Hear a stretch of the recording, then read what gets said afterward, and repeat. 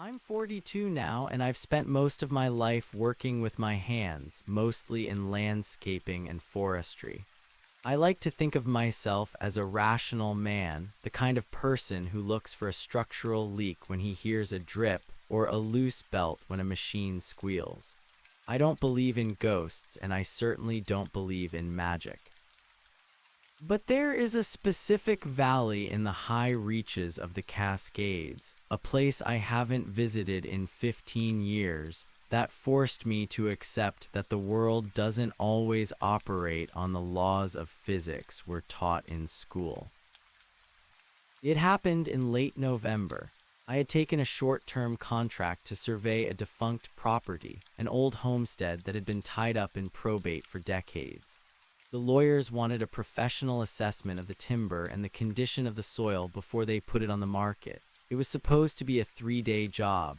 I packed my gear, my thermal layers, and enough freeze-dried coffee to keep a small army awake. I've always preferred working alone. People tend to talk over the sounds of the woods, and when you're surveying, you need to hear the wind in the branches to know which way a tree might lean. The property was isolated, even by Washington standards. To get there, I had to drive 3 hours past the last paved road, then hike another 4 miles into a basin that felt like it had been carved out of the earth by a giant's thumb. By the time I reached the perimeter of the estate, the sky was a bruised purple, and the first frost of the season was already beginning to lace the ferns in white. I set up my base camp in what used to be a mudroom attached to the back of the main farmhouse. The house itself was a ruin, roof caved in, windows like empty eye sockets, but the mudroom was concrete and held the heat well enough. As I was laying out my sleeping bag, I looked out toward the western slope. That's when I saw the orchard. It was a grove of maybe 50 apple trees, their gnarled branches reaching out like arthritic fingers. What struck me first was the color. It was late November. Every other tree in the valley was skeletal, stripped bare by the autumn gales. But these trees were heavy with fruit. Deep, blood-red apples hung from every limb, so thick they looked like they were weighing the wood down. I remember thinking it was a fluke of the microclimate. Maybe the valley trapped enough heat to delay the frost. I put on my headlamp and walked out toward the first row of trees, curious to see if the fruit was even edible or if it was just rot held together by the cold. The air was bitter. I could see my breath in thick, jagged clouds. The ground was frozen solid, the grass crunching like broken glass under my boots. I reached the nearest tree, a twisted Granny Smith by the look of the bark, and reached up to pluck a single red fruit. The moment my fingers brushed the skin, I froze. In a world that was 28 degrees, where the wind was biting through my heavy wool coat, that apple was warm. Not just not cold, but genuinely, physically warm. It felt like a stone that had been sitting in the summer sun for 6 hours. I pulled it from the branch, and as it sat in my palm, I felt the heat radiating through my glove. It was the temperature of a living body. I stood there in the dark, the beam of my headlamp cutting through the gloom, holding a piece of fruit that felt like it had a heartbeat. I told myself it was some kind of chemical fermentation. Fruit rots, rot creates heat. That was the logical explanation. But as I looked deeper into the orchard, I realized the silence was too heavy. There were no birds eating the fruit, no deer tracks in the frost. Nothing in the woods wanted anything to do with those warm apples. I didn't sleep well that first night. The wind howled through the gaps in the farmhouse, sounding less like air and more like someone trying to find their voice. Every time I drifted off, I would think about that apple sitting on the crate next to my sleeping bag. I had brought it inside to see how long it would take to cool down. Around 3:00 a.m., I reached out and touched it. It was hotter than it had been in the orchard. It wasn't just warm anymore, it was pulsing. I spent the next morning trying to be a professional. I took my soil samples, I marked the boundaries of the timber, and I kept my back to the orchard as much as possible. But the feeling of being watched is a physical sensation, a prickle at the base of the skull that you can't itch away. I kept finding myself looking toward the trees. By noon, the sun was out, but it provided no warmth. The frost on the ground didn't melt. It stayed there, a stubborn white shroud over the earth. I decided to walk the length of the orchard to see if there was a geothermal vent or some kind of hot spring that could explain the soil temperature. That's when I found the first anomaly I couldn't explain away. In the very center of the grove, the ground wasn't frozen. In a perfect circle, about 10 feet wide, the grass was lush and green, and in the middle of that circle sat a small wooden stool. It looked brand new. No weathering, no moss, no rot. On the stool sat a paring knife and a small bowl of sliced apples. The slices were steaming. I looked around, my heart hammering a frantic rhythm against my ribs. "Hello?" I called out. My voice felt small, swallowed instantly by the heavy, damp air of the grove. There was no response, no footprints leading to the stool, no disturbed frost on the perimeter of the green circle. It was as if someone had simply materialized there, sliced a warm apple, and vanished. I approached the stool, my hand hovering over the handle of the knife. It was a common kitchen tool, the kind you'd find in any hardware store, but the blade was polished to a mirror finish. I looked down at the bowl. The apple slices weren't browning. They looked fresh, the white flesh glistening with moisture. I reached down and touched the side of the bowl. It was hot, scalding hot. I pulled my hand back, a low-grade panic finally beginning to override my professional detachment. This wasn't fermentation. This wasn't a geothermal vent. This was something deliberate. I turned to leave the grove, but as I did, I noticed something that made my stomach drop. The tree I had plucked the apple from the night before, the one at the very edge of the orchard, was no longer there. I don't mean it had been cut down. I mean the stump was gone. The hole was gone. The ground where it had stood was now covered in that same thick, undisturbed frost, as if a tree had never existed in that spot at all. But I knew exactly where I had been. I could see my own boot prints from the night before leading up to a patch of empty air. The orchard was moving.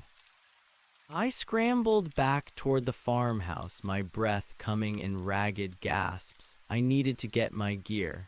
I needed to get to my truck. I didn't care about the contract or the lawyers.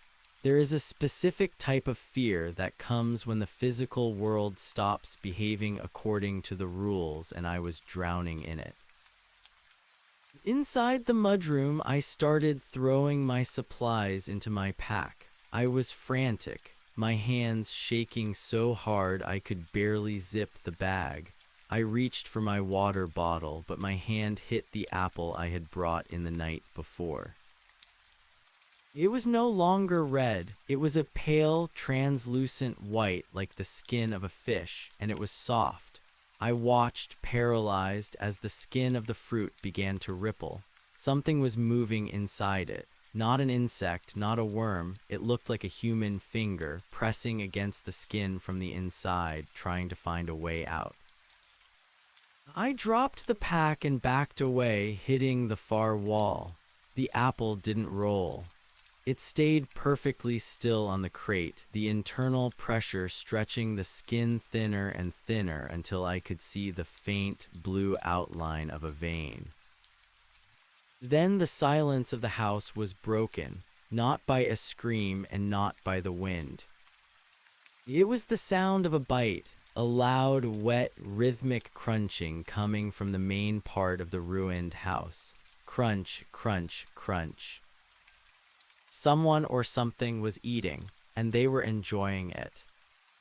I grabbed my bare mace and my heavy flashlight, the only things that felt like weapons in that moment. I should have run for the door, but the mudroom's only exit led directly toward the orchard, and the orchard felt like a trap waiting to spring. The only other way out was through the kitchen of the main house.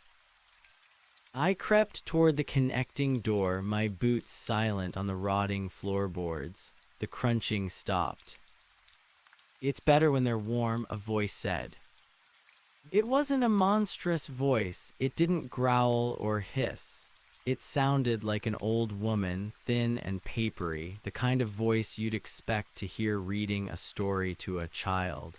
But there was a flatness to it, a total lack of vibration that made my skin crawl. "Who's there?" I managed to wheeze out. "The harvester," the voice replied. "You took one of mine. It's only fair I take one of yours." I didn't wait to hear more. I lunged through the door, swinging my flashlight. The kitchen was empty. The peeling wallpaper hung in strips and the floor was thick with dust. But on the center island there was a single steaming core of an apple, and next to it a small pile of what looked like fingernails. I bolted. I didn't look back. I burst through the front door of the farmhouse, my boots hitting the frozen dirt of the driveway. I ran toward where I had parked my truck, my lungs burning in the freezing air. But as I rounded the bend where the driveway should have been, I stopped dead. The road was gone. In its place stood the orchard. The trees were closer together now, their branches interlocking to form a wall of gnarled wood and blood-red fruit. The heat coming off them was immense, like standing in front of an open oven. The frost on the ground had vanished, replaced by a thick, wet mud that smelled of copper and sugar. I looked back at the house. Standing in the doorway was a figure. It was tall, too tall, wrapped in a heavy, tattered coat made of what looked like burlap sacks. It didn't have a face, just a smooth, pale surface where features should be, like the skin of the white apple I had left in the mudroom. It raised a hand, and I saw that its fingers were unnaturally long, tipped with the same polished steel as the paring knife I'd seen in the grove. "The fruit grows warm," the thing whispered, the sound echoing not from its mouth but from the trees themselves, because the heart is still beating. I realized then that the heat wasn't fermentation, it wasn't geothermal. The orchard was a circulatory system. Every apple was a pump, a tiny, fleshy organ kept alive by something buried deep beneath the roots, and I was standing on the chest of the beast. I didn't have a choice. I couldn't go back and I couldn't go through the trees. I looked up. The western slope of the valley was a sheer rock face, nearly impossible to climb without gear, but it was the only direction the orchard hadn't claimed yet. I ran for the rocks. I could hear the thing behind me, a heavy, dragging sound like a sack of wet grain being pulled over gravel. The heat from the trees was becoming unbearable, the smell of ripening fruit so cloying it made my eyes water. I started to climb. My fingernails tore, my knees scraped against the cold granite, but I didn't stop. I climbed until my hands were numb, until the farmhouse was a small, broken toy in the distance. When I finally reached a ledge high enough to look back, I saw the entire valley. The orchard wasn't just 50 trees anymore. It was expanding. I watched as new sprouts erupted from the earth in real time, growing into full fruit-bearing trees in a matter of seconds. They were pulsing in unison, a deep, rhythmic throb that vibrated the very rock I was clinging to. The figure in the burlap coat stood at the base of the cliff. It didn't try to climb. It just stood there, looking up with its blank, pale face. It held up an apple, the white one from my mudroom. With its long, steel-tipped fingers, it squeezed. A spray of dark, red liquid erupted from the fruit.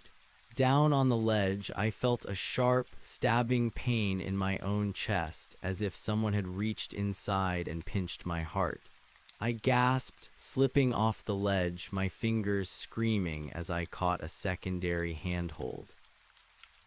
The thing below me tilted its head. It squeezed again. The pain was blinding. My vision went white. I knew then that I wasn't just a witness. I had been marked the moment I plucked that first apple. I was part of the harvest now. I don't remember the rest of the climb.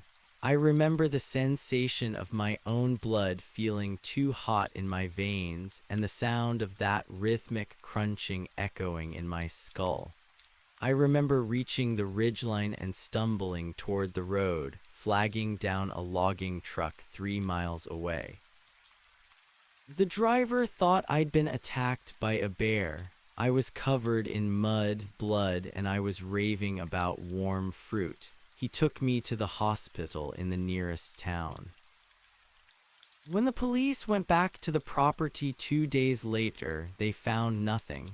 No farmhouse, no orchard, just a barren, frozen valley filled with old, dead stumps. They told me I must have had a breakdown, that the isolation and the cold had triggered a psychotic episode.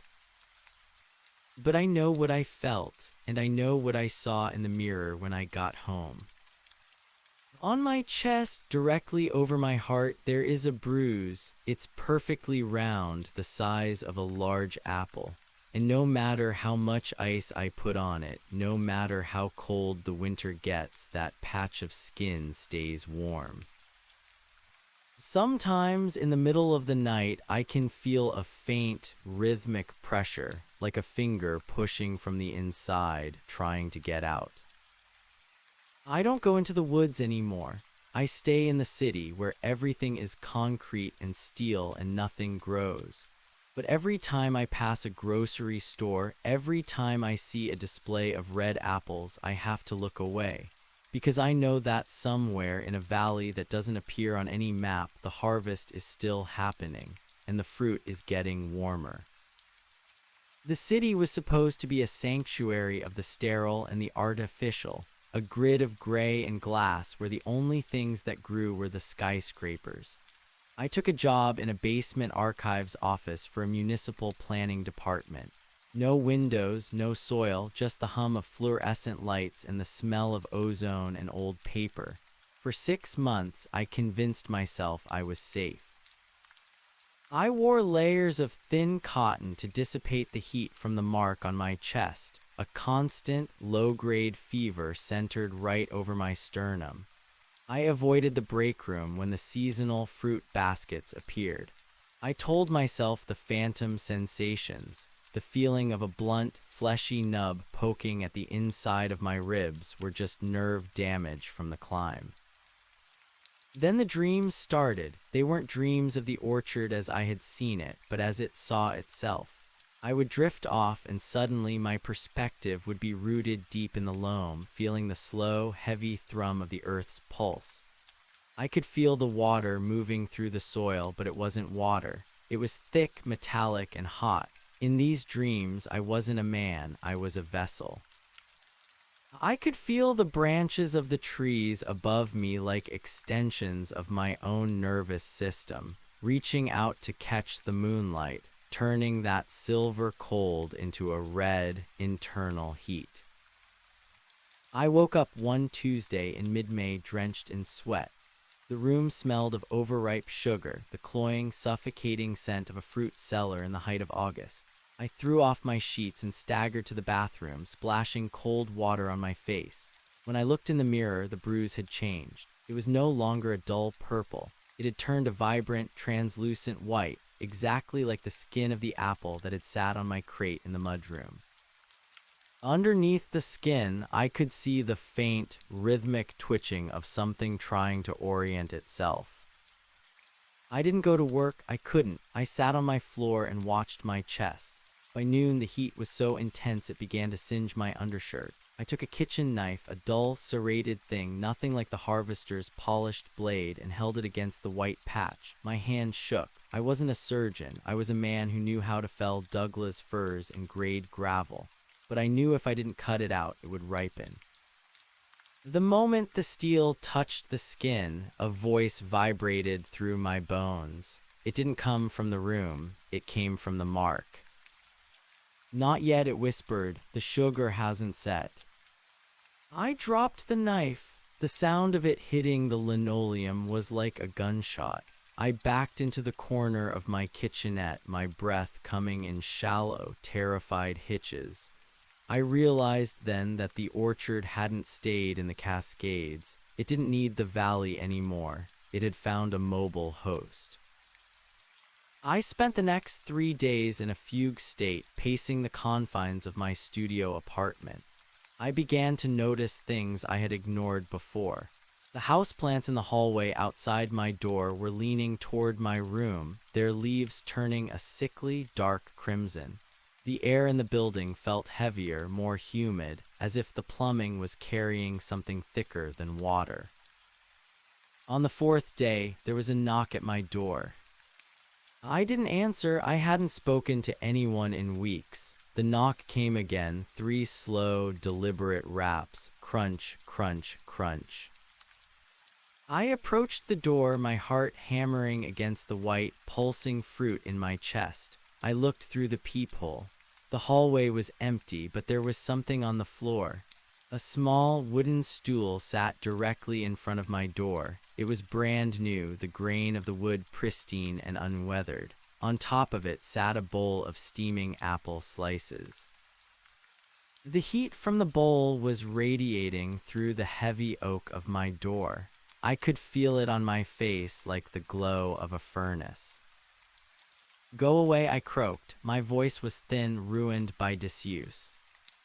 "The soil here is poor," the voice replied from the other side. It was the woman's voice, the harvester. "Too much stone, too much iron, but the sun is constant."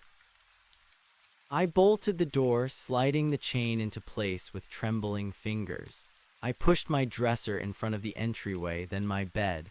I turned on every faucet in the apartment, hoping the sound of running water would drown out the whispers, but it only made it worse.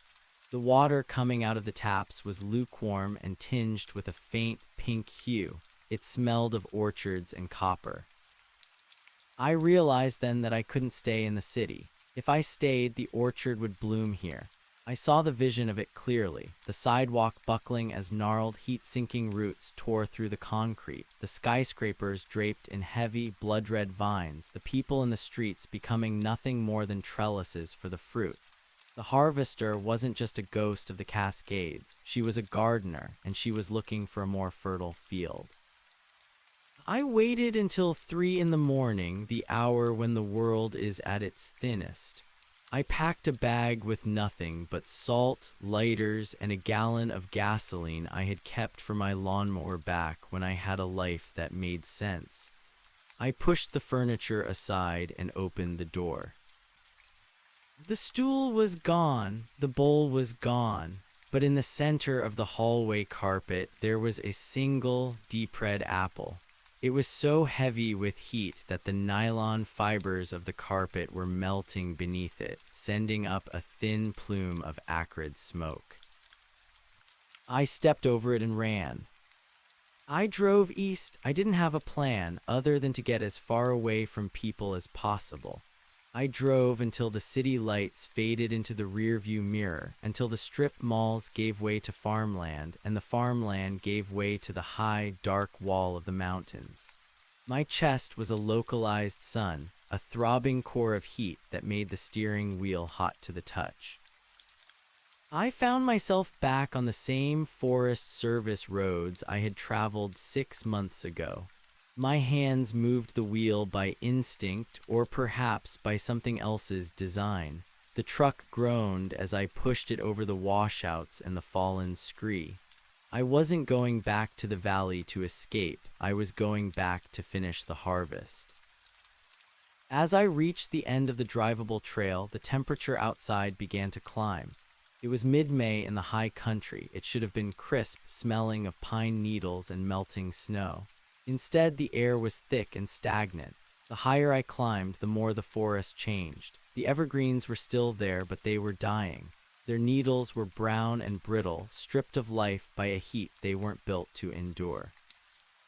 And then I saw the first one. A mile from the perimeter of the old homestead, a single apple tree stood in the middle of the trail. It hadn't been there before. It was massive, its trunk thick as a wine tun, its branches heavy with fruit that glowed like embers in the pre-dawn light.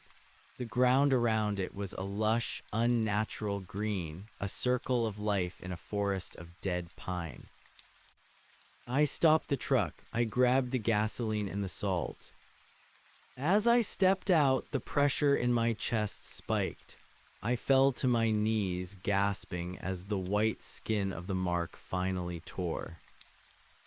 It didn't bleed, not at first. Instead, a thin green shoot poked through the rupture in my flesh. It was tender, translucent, and it moved with a terrifying, predatory intelligence. It reached out, sensing the air, and then it began to grow. I screamed, grabbing the shoot and trying to pull it out, but it was anchored to my ribs, wired into my very heart. Every tug sent a jolt of agony through my body that felt like liquid fire. "It's almost time," the harvester said. She was standing at the edge of the trees, her burlap coat blending into the shadows of the dying pines. The faceless mask of her head tilted, watching the shoot emerge from my chest. In her hand, she held the polished paring knife. "The first fruit of the new season," she whispered, "the one that traveled, the one that survived the cold." I looked at the shoot. It was already 6 inches long, leaves unfurling, leaves the color of dried blood. I could feel my own life force being sucked into the plant, my pulse slowing as the tree within me began to take over the labor of living. I reached for the gasoline. My movements were sluggish, my muscles feeling like they were turning to wood. I unscrewed the cap with my teeth and poured the fuel over my own chest, over the chute, and over the ground beneath me. The harvester didn't move. She didn't seem concerned. "Fire is just another kind of heat," she said. "The seeds need the scorch to crack." "Not this fire," I wheezed. I ripped the bag of salt open and dumped it into the gasoline-soaked mud around my feet. I knew enough about soil chemistry to know what salt did to a living system. It was the end of growth. It was the death of the root. I struck the lighter. The world turned into a roar of orange and blue. The gasoline ignited instantly, the flames licking up at the chute in my chest. I expected to feel the pain of the burn, and I did, but it was distant compared to the shrieking agony of the plant. The chute shriveled, blackening in the heat, and I felt a corresponding wrenching in my heart, as if the roots were being torn out by the hair. I collapsed into the fire, the salt grinding into my wounds. I watched through the haze of smoke as the harvester finally moved. She took a step toward me, her steel-tipped fingers reaching out, but as her boots hit the salted, burning earth, she stopped. The ground beneath her began to hiss. The lush green grass turned gray and curled into ash. The heat of the orchard, the internal biological heat, clashed with the chemical heat of the gasoline. The massive apple tree in the center of the trail began to shudder. The fruit didn't fall, it exploded. Each red sphere burst like a pressurized valve, spraying hot, sugary liquid across the forest. The sound was like 1,000 wet thuds, a rhythmic destruction that matched the fading beat of my own heart. The harvester let out a sound, not a scream, but a long, low hiss of escaping steam. Her burlap form began to unravel, the fibers turning into dry, brown leaves that were swept away by the updraft of the fire. I lay there in the dirt, the flames dying down as the gasoline spent itself. The salt was a burning sting in my chest, a caustic blessing that felt like it was scouring the last of the orchard out of my veins. I don't know how long I stayed there. When the sun finally rose over the ridge, it wasn't the heavy, oppressive heat of the orchard that greeted it. It was the pale, honest cold of a mountain morning. I looked down at my chest. The shoot was gone, charred to a crisp. The white mark had been replaced by a jagged, blackened scar, the skin puckered and raw, but when I touched it, it was cold. For the first time in months, I felt the bite of the mountain air against my skin. I managed to crawl back to the truck. My vision was swimming, my body broken, but the silence in my head was absolute. The crunching had stopped. The whispers were gone. I drove back down the mountain, leaving the valley behind for the last time. I didn't stop until I reached a small clinic 3 towns over. I told them I'd had an accident with a brush fire. They treated the burns, gave me a tetanus shot, and asked no questions.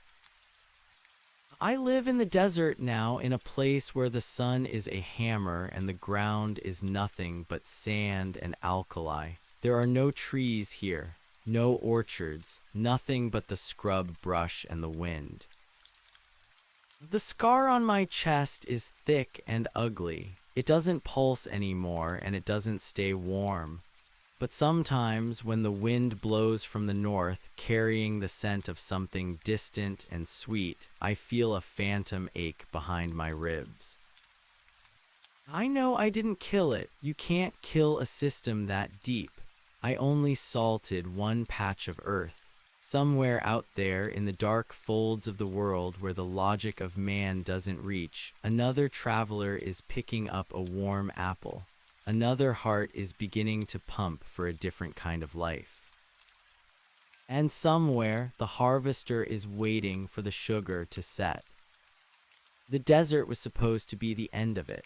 I chose a place called Ocotillo Wells, a scorched basin of cracked mud and greasewood where the annual rainfall wouldn't fill a thimble.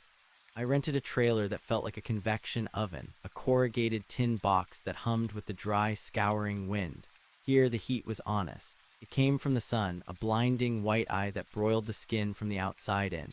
It wasn't that subterranean, sickly warmth that rose from the marrow. For a year, I lived on canned goods and bottled water.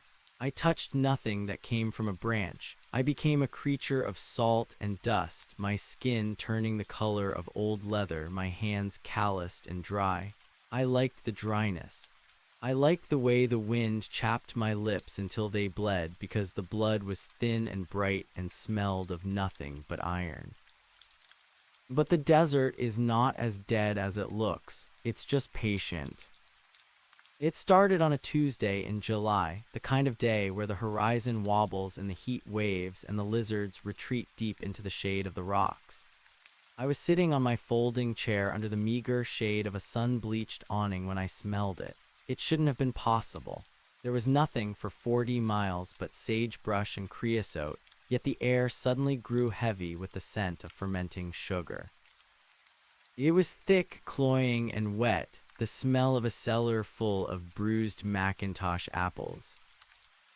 I froze, my hand tightening around a plastic jug of lukewarm water. I didn't breathe.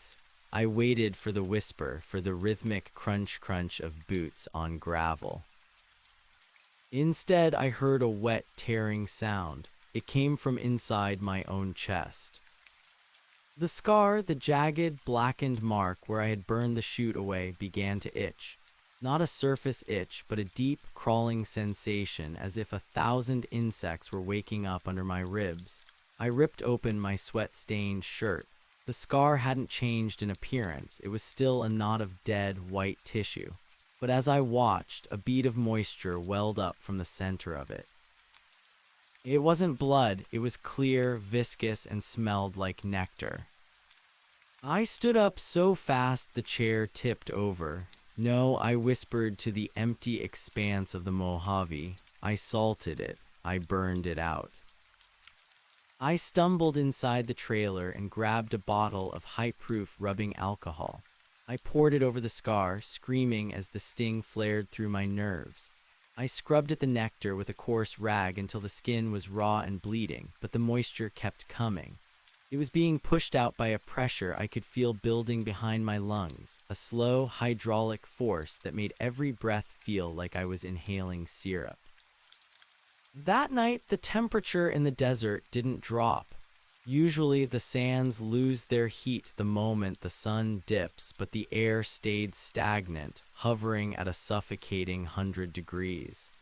I lay on my cot, staring at the ceiling fan that did nothing but move the rot around the room. I fell into a fever dream, a delirium of red and gold. I saw the orchard again, but it wasn't in the mountains. It was here in the basin. I saw the Joshua trees twisting, their shaggy limbs smoothing out into gray bark, their spiked leaves softening into broad green ovals. I saw the harvester. She wasn't wearing burlap anymore. She was wearing a dress of shimmering, translucent silk that looked like the skin of a peeled fruit. She was walking through the scrub, and everywhere her feet touched the sand, a spring of dark, red juice bubbled up. She turned toward my trailer. She didn't have a face, just a smooth, pale indentation where a mouth should be. She held out a hand, and in her palm lay a seed. It was the size of a human heart, and it was beating. "The salt only delays the season," her voice echoed, vibrating not in my ears, but in the fluid of my eyes. "The earth is a body, the body is an orchard, you are the graft." I woke up screaming, my sheets soaked, but it wasn't sweat. My bed was drenched in that clear, sugary nectar. It had seeped out of the scar in such volume that it had pooled in the hollows of the mattress. I scrambled out of bed, my feet slipping on the linoleum floor. I made it to the sink and threw up, but what came out wasn't bile. It was a handful of small, hard black seeds, slick with a red, pulpy film. They clattered against the porcelain like buckshot. I stared at them, my vision blurring. I realized then the mistake I had made. I had thought of the orchard as a place, a geographical location I could flee or destroy. I had thought of the harvester as a ghost I could banish with salt and fire. But the orchard wasn't a place, it was a process. It was a biological inevitability that had been dormant in the world since the first fruit fell from a branch. It didn't need soil, it needed a host. It needed a circulatory system to move its sugars, a skeletal structure to act as its trellis, and a mind to witness its ripening. I looked in the mirror. My eyes were bloodshot, the whites turning a faint jaundice yellow, but it wasn't jaundice. It was the color of a golden delicious. I grabbed my car keys. I had to get to a hospital, a city, somewhere with surgeons and machines. I had to have them cut me open, hollow me out, replace my organs with plastic and steel, anything that wouldn't grow. I threw open the trailer door and stopped. The desert was gone. In every direction, as far as the moonlight could reach, the sand had been replaced by a carpet of lush, waist-high grass. It was a vibrant, impossible green, swaying in a wind that didn't exist, and rising out of the grass were the trees. They weren't the gnarled, ancient things from the Cascades. These were young, supple, and terrifyingly fast. I watched as a sapling erupted from the ground 10 feet away, its trunk thickening from a twig to a pillar in the time it took me to blink. The branches unfurled like reaching fingers, heavy with the weight of white blossoms that opened with a sound like soft, wet clapping. The smell was no longer cloying, it was intoxicating. It was the scent of every summer afternoon I had ever known, distilled into a vapor that made my head light and my limbs heavy. I felt a profound sense of peace wash over me, a terrifying lethality of the spirit. Why was I fighting? Why was I running? The heat in my chest was no longer a burn, it was a glow. It was the feeling of being full, of being complete. I stepped out of the trailer, my bare feet sinking into the cool, damp grass. The transition was so seamless I barely noticed when the linoleum ended and the earth began. The trees were pulsing in unison now, a deep, rhythmic throb that hummed through the soles of my feet. The harvester was there, waiting at the edge of the new grove. She didn't look like a monster anymore. She looked like a gardener at the end of a long day's work. She held the silver paring knife, but it didn't look like a weapon. It looked like a tool of mercy. "Is it time?" I asked. My voice didn't sound like mine. It sounded like the rustle of leaves in a high wind. "The sugar has set," she said. I walked toward her. With every step, I felt the roots within me tightening, anchoring themselves to my spine, weaving through my ribs. I could feel the branches beginning to push against the back of my throat, the leaves unfurling in the dark cavities of my lungs. I wasn't dying, I was being harvested. I reached her and she stepped close. The heat radiating from her was immense, a comforting furnace that promised an end to the cold, lonely fear of being human. She placed a hand on my chest over the scar. Her fingers were long, cool, and tipped with steel. "The first of the desert crop," she whispered, "the sweetest of all." She raised the knife. I didn't flinch. I didn't close my eyes. I wanted to see the color of the fruit. As the blade touched the skin of my chest, the world didn't go dark. It went bright. A brilliant, incandescent red filled my vision. I felt the slice not as pain, but as a release. The pressure that had been building for a year finally found its vent. I felt her reach inside. Her hand was warm, her touch practiced and gentle. She bypassed the bone, bypassed the muscle, and grasped the thing that had been growing where my heart used to be. She pulled it out. It was beautiful. It was a perfect sphere, the size of a grapefruit, glowing with an internal bioluminescent light. It wasn't white and it wasn't red. It was a color that didn't have a name, a hue that existed only in the center of a star or the depths of a dream. She held it up to the moonlight. The fruit was translucent, and inside I could see the silhouette of a tiny, curled figure, a seed that looked like a man. "Go to sleep now, little graft," she said. I fell back into the grass. I couldn't feel my legs. I couldn't feel my arms. I was becoming part of the meadow, my blood feeding the roots, my breath becoming the humid mist that hung between the trees. I watched as she took a bite of the fruit. She chewed slowly, a look of profound satisfaction on her blank, pale face. A drop of the dark juice ran down her chin, falling onto the soil. Where it hit, a new sprout immediately broke the surface. I closed my eyes. The last thing I heard wasn't the wind or the trees or the harvester's voice. It was the sound of a truck miles away, its tires humming over the hot asphalt of the highway. I thought of the driver, tired and bored, dreaming of the city, dreaming of home. I thought of the grocery stores he would pass, the displays of shiny, wax-coated apples, and the people who would buy them, take them home, and set them on their counters. I wanted to warn him. I wanted to tell him that the heat isn't in the sun, it's in the bite. But my tongue was wood and my heart was a hole, and the orchard was finally, beautifully at rest. The valley was no longer frozen. The desert was no longer dry. The harvest had begun and the fruit was exactly the right temperature. Somewhere in a city of concrete and steel, a man sits in a basement archives office. He feels a slight itch under his sternum. He thinks it's just the heat of the day. He thinks he's safe. He is wrong. The orchard is patient, and the fruit is getting warmer.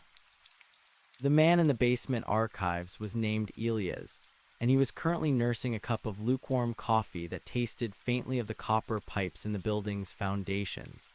He was surrounded by the smell of decaying paper and the dry, sterilized hum of the HVAC system.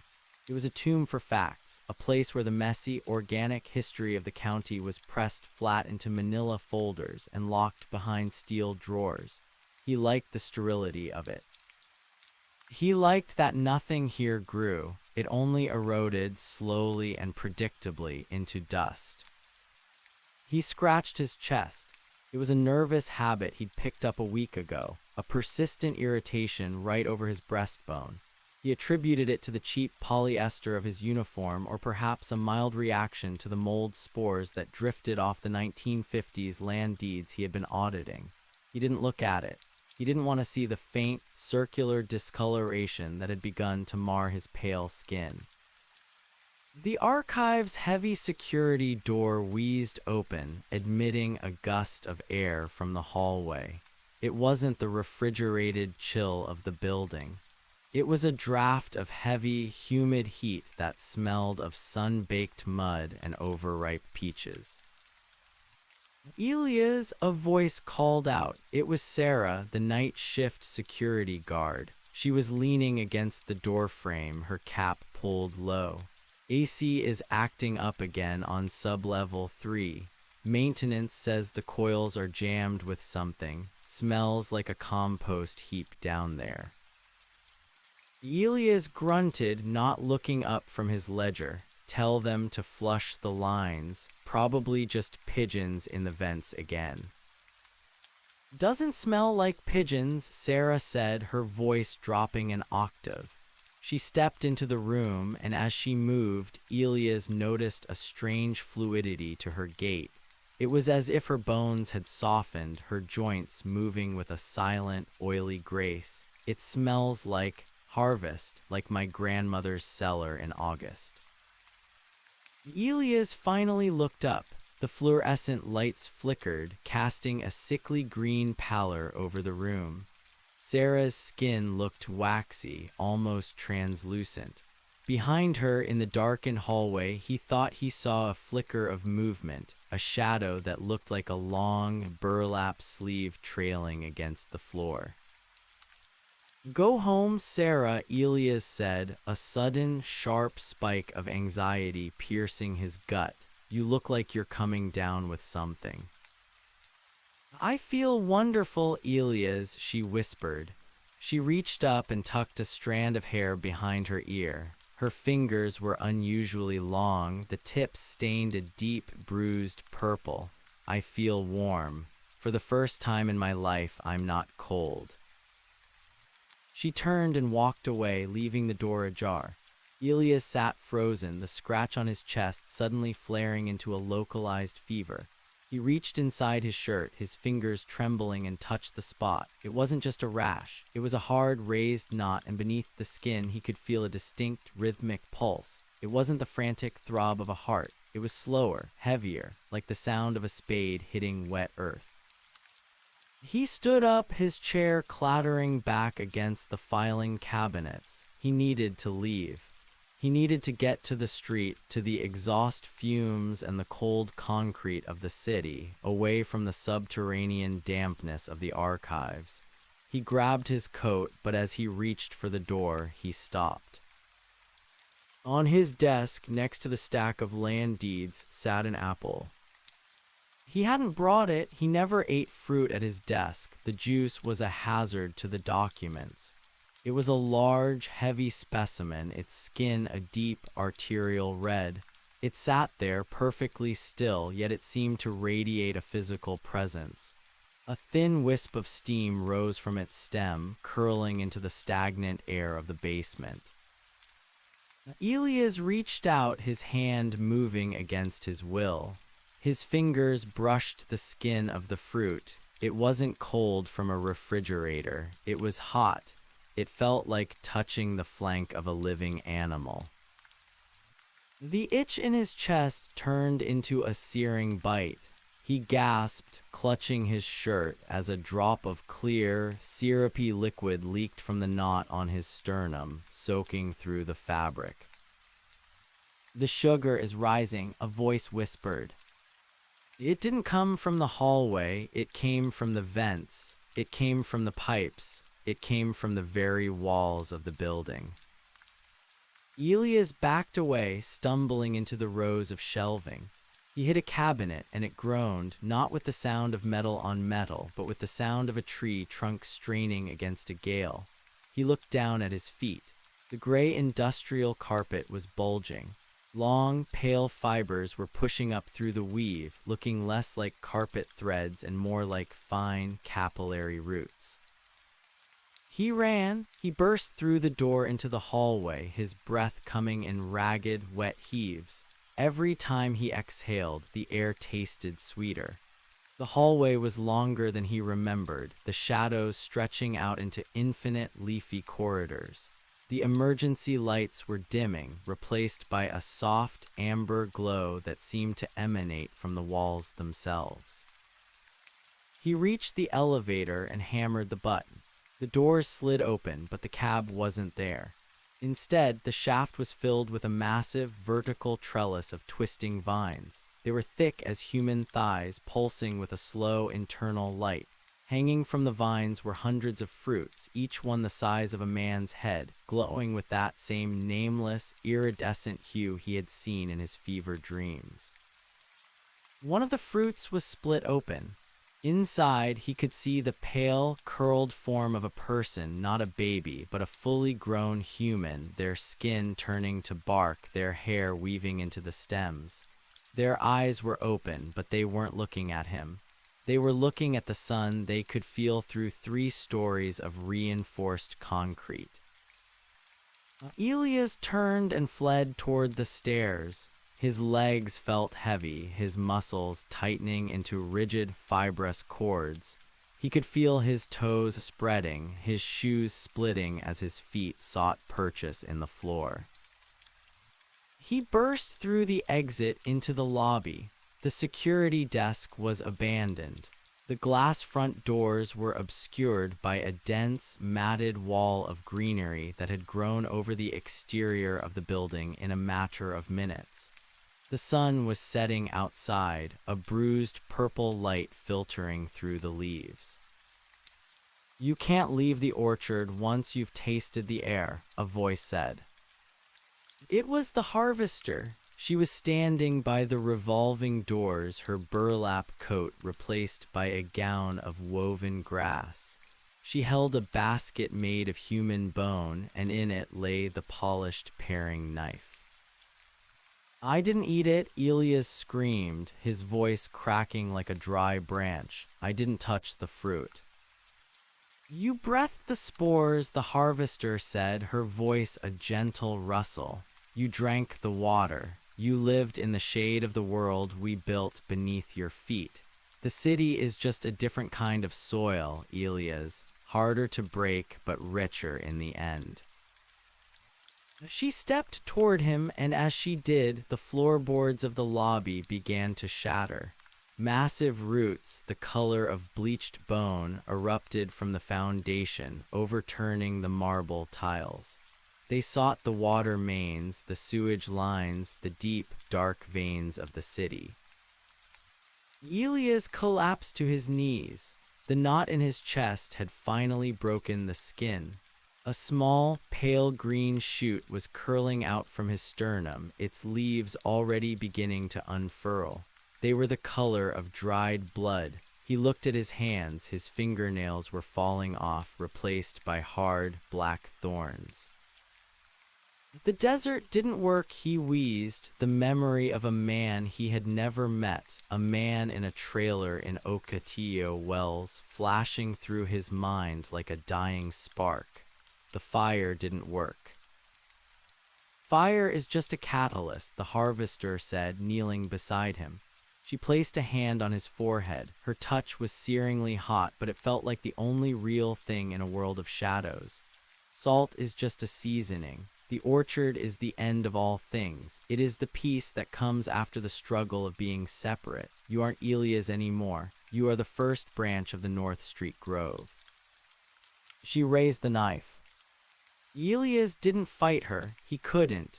His nervous system was no longer his own. It was a network of conductive sap and cellulose. He felt the blade enter his chest, but there was no pain, only a profound sense of opening. He felt her reach in and prune the unnecessary parts of him, the parts that were too human, too frail. She pulled out a small, glowing seed, no larger than a marble. It was his soul, distilled into a concentrated drop of sugar. She tucked it into the basket with the others. Elias lay back on the broken marble. He watched as the ceiling of the lobby began to crack, the weight of the trees above pressing down. He saw the sky through the gaps, not the smoggy, gray sky of the city, but a deep, eternal gold. The sounds of the city were changing. The sirens weren't wailing anymore, they were being muffled by the growth. The screams weren't cries of agony, they were the wet, tearing sounds of ripening. The grinding of gears was being replaced by the rhythmic, heavy thud of fruit hitting the pavement. Across the street in the apartment complex, he saw a woman standing on her balcony. She wasn't looking at the chaos below. She was looking at her own hands, at the green shoots emerging from her palms. She looked peaceful. She looked warm. The harvester stood up and walked toward the door, her basket heavy with the new season's harvest. She paused at the threshold and looked back at him. "Sleep now," she said. "The frost will never come again." Elias closed his eyes. He felt his consciousness fragment, spreading out into the roots, into the soil, into the vast, interconnected web of the orchard. He was no longer a man in a basement. He was the rustle of the leaves. He was the pressure of the sap. He was the heat that lived in the heart of the fruit. Outside, the city of millions was falling silent. The skyscrapers were becoming trellises. The subways were becoming root cellars. The concrete was cracking under the relentless, slow-motion pressure of the wood.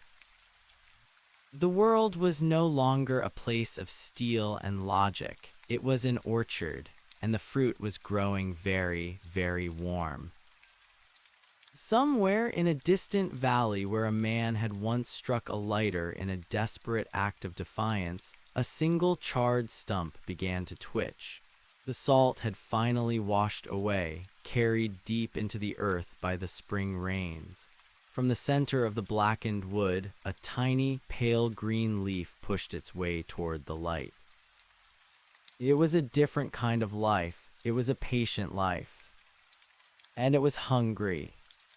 The transition from the architectural silence of the city to the vegetable roar of the orchard was not a collapse, but an assimilation. As Elias' consciousness drifted into the collective hum of the root system, his physical form became a literal foundation. His ribs, once calcified and brittle, softened into flexible latticework, providing a sturdy trellis for the violet-veined creepers that sought the light of the lobby's shattered skylight. He was no longer a man who archived the past. He was a vessel for a burgeoning, timeless present.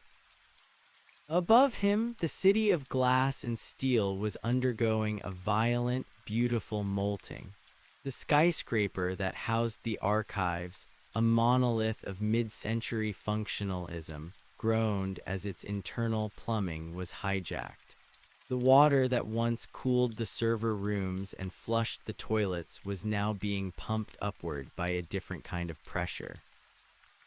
It was being enriched with minerals drawn from the very marrow of the city's history, flavored with the iron of the subway tracks and the salt of a million forgotten tears.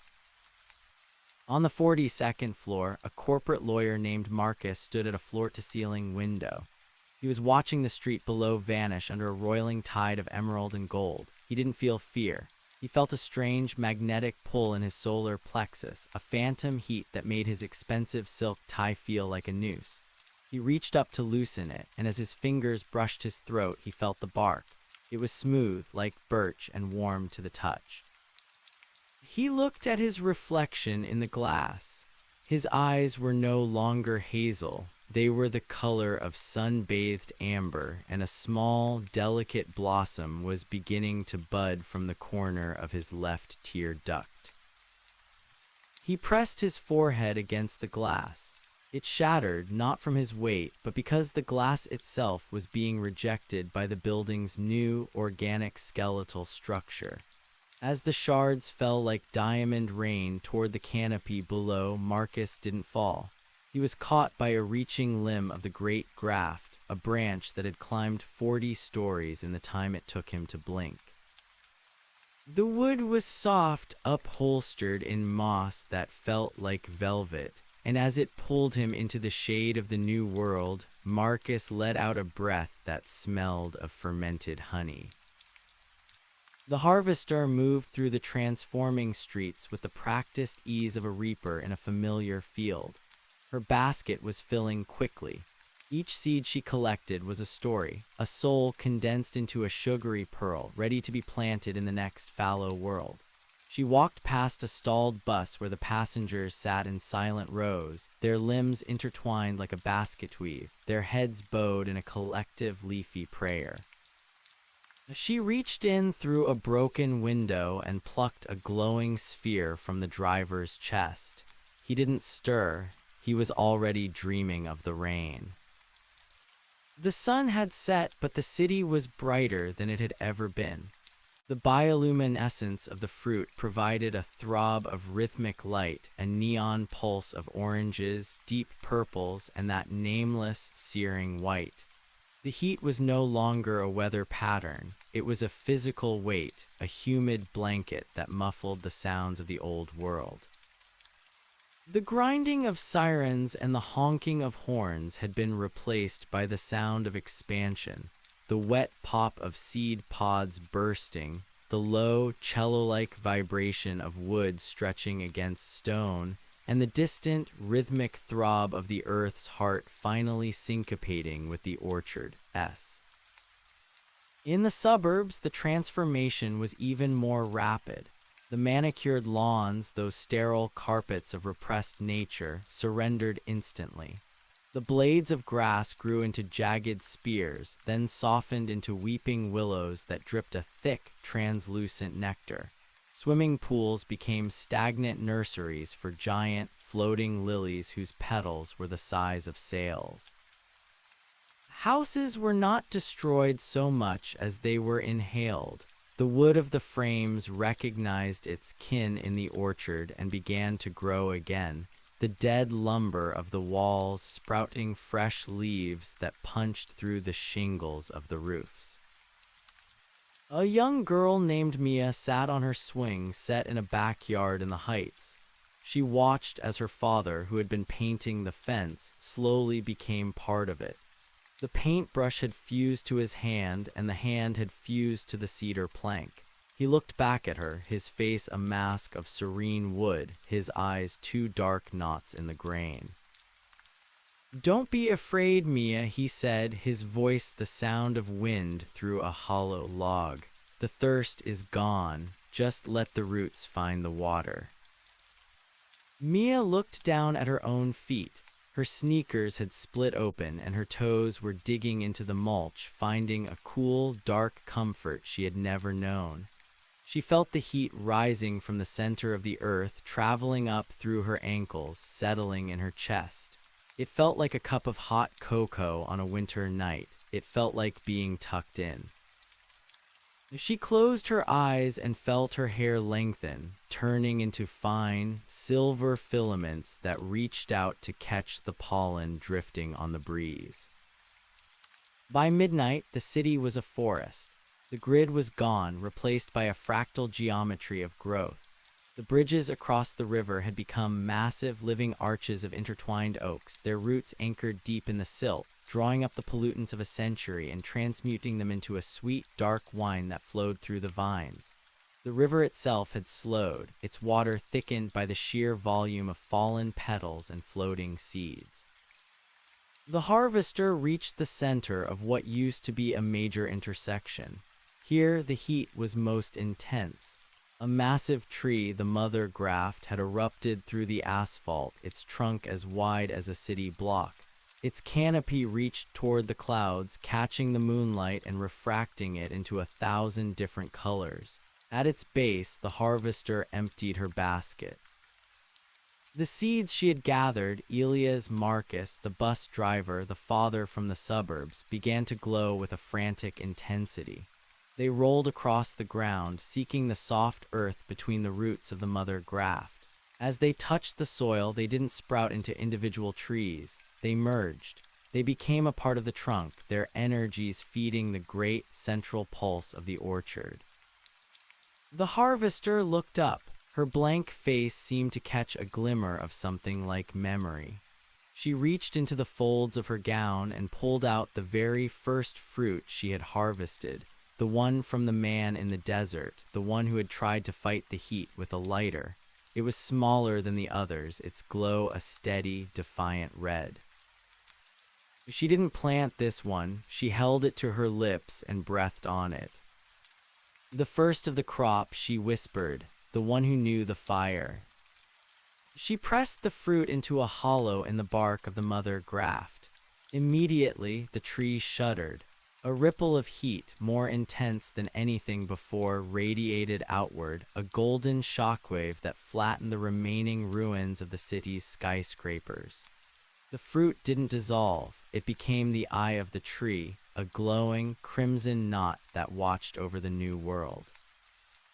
In that moment, the collective consciousness of the orchard reached a tipping point.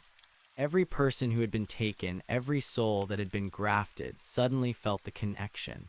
They were no longer individuals lost in a forest, they were the forest itself. They felt the hunger of the roots in the dry places, the joy of the leaves in the morning mist, and the slow, heavy satisfaction of the fruit ripening in the sun. The man who had been Elias felt the archives, the real archives, not in paper and ink, but in the genetic memory of the sap. He knew the history of every drop of water, the lineage of every bird that nested in his branches. He was no longer a ghost in a basement, he was a pillar of the world. But even in this state of grace, there was a lingering shadow. The orchard was a closed system, a perfect loop of growth and harvest, but it required a constant influx of heat. It required the friction of life, the spark of the human spirit to keep the sap flowing, and the city was only one field. The harvester turned her head. She could feel the coldness of the distance, the icy, sterile reaches of the northern cities where the frost still held sway. She could feel the places where the concrete was still thick and the hearts were still cold. She picked up her basket. It was empty now, but it wouldn't stay that way for long. The wind was picking up, carrying the scent of the orchard across the plains, over the mountains, into the unsuspecting centers of civilization. The spores were traveling, invisible and relentless, drifting into vents, settling on skin, waiting for the first drop of sweat to activate them. The harvest was moving. Back in the desert, in the valley where it all began, the charred stump had grown into a sapling. It was a strange, twisted thing, its bark black as soot, its leaves a vibrant, glowing red. It didn't look like the other trees. It didn't have their serene, passive grace. It looked angry. It looked like a scar on the face of the earth. A coyote, thin and ragged, approached the sapling. It sniffed the air, its nostrils flaring at the scent of the fruit, a single heavy sphere hanging from the lowest branch. The coyote was hungry, its ribs showing through its mangy fur.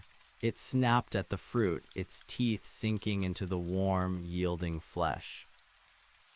The animal froze. Its eyes widened, the yellow pupils bleeding into a brilliant, incandescent red. It didn't snarl, it didn't run. It stood perfectly still as its paws began to lengthen, its fur turning into soft, gray moss. It felt the heat blooming in its chest, a furnace that promised an end to the cold nights of the desert. The coyote turned and began to trot toward the east, toward the rising sun. It wasn't hunting for meat anymore. It was a carrier. Each step it took left a footprint of glowing moss. Each breath it exhaled released a cloud of shimmering spores. The orchard wasn't just growing, it was hunting. It was using the very creatures that had once feared the dark to spread its light. The harvester watched the horizon. She could see the faint, golden glow of other groves beginning to rise in the distance. The Chicago Grove, the London Orchard, the Tokyo Graft. The world was becoming a map of heat, a network of interconnected gardens where the fruit never stopped growing and the sun never truly set. She felt a hand on her shoulder. She turned and saw the man from the desert trailer. He didn't look like a man anymore. He was a towering figure of redwood and fire, his eyes the same crimson as the fruit he had become. He didn't speak, but his presence was a roar of heat.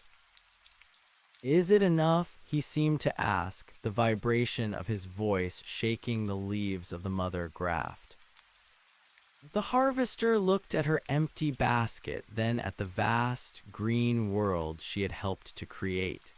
She felt the pulse of the billions of lives now beating in unison, a single, massive heart made of wood and sugar. "It is never enough," she replied, her voice a soft, rustling sigh. "The harvest is eternal. There is always more fruit to ripen. There is always more heat to find." They stood together at the center of the world, two gardeners watching over a planet that had finally found its purpose. The concrete was gone. The cold was a memory. The struggle of being human had been resolved into the peace of being a branch. Somewhere in the last remaining pocket of the old world, a research station in the Antarctic, perhaps, or a deep-sea submersible, a human heart beat in a frantic, lonely rhythm. It was a cold, tiny sound, a desperate thud against the encroaching silence of the trees. But even there, in the deepest dark, the air was beginning to smell of peaches. The metal walls were beginning to feel a little bit warmer, and beneath the floorboards, a single, pale root was already beginning to tap against the steel, looking for a way in. The orchard was patient, the orchard was kind, and the harvest was just beginning. The Antarctic station was a tomb of pressurized magnesium and recycled breath, a sterile needle pricking the side of a continent that had always been defined by its refusal to host life. Inside the observation dome of Vostok II, Commander Eris Thorne watched the external sensors with a fixation that bordered on the religious. Outside, the wind screamed at 80 knots, a white blindness that should have been absolute. But for the last 48 hours, the cameras had been picking up a spectral shift. The horizon was no longer a flat, bruised purple. It was hemorrhaging a soft, pulsative amber.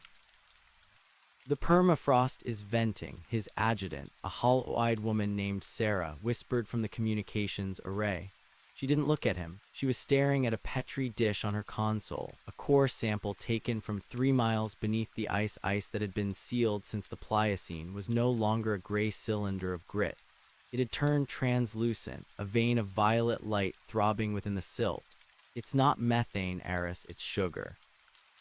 The sensors are reading atmospheric glucose levels that shouldn't be physically possible.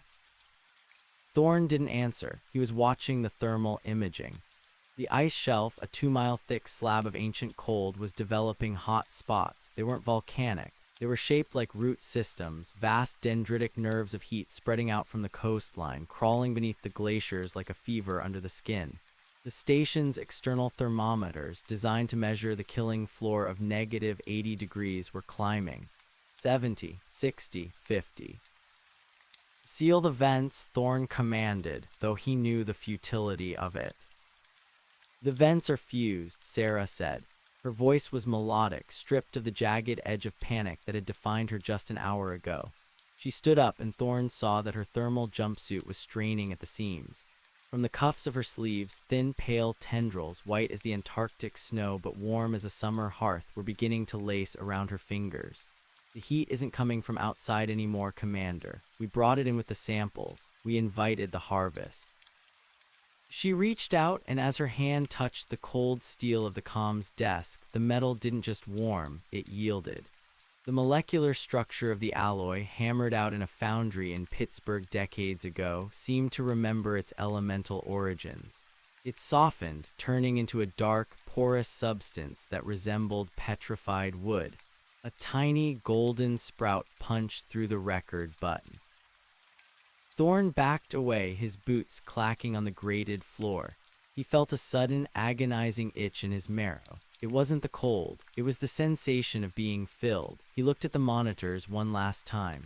The white desert of Antarctica was cracking open.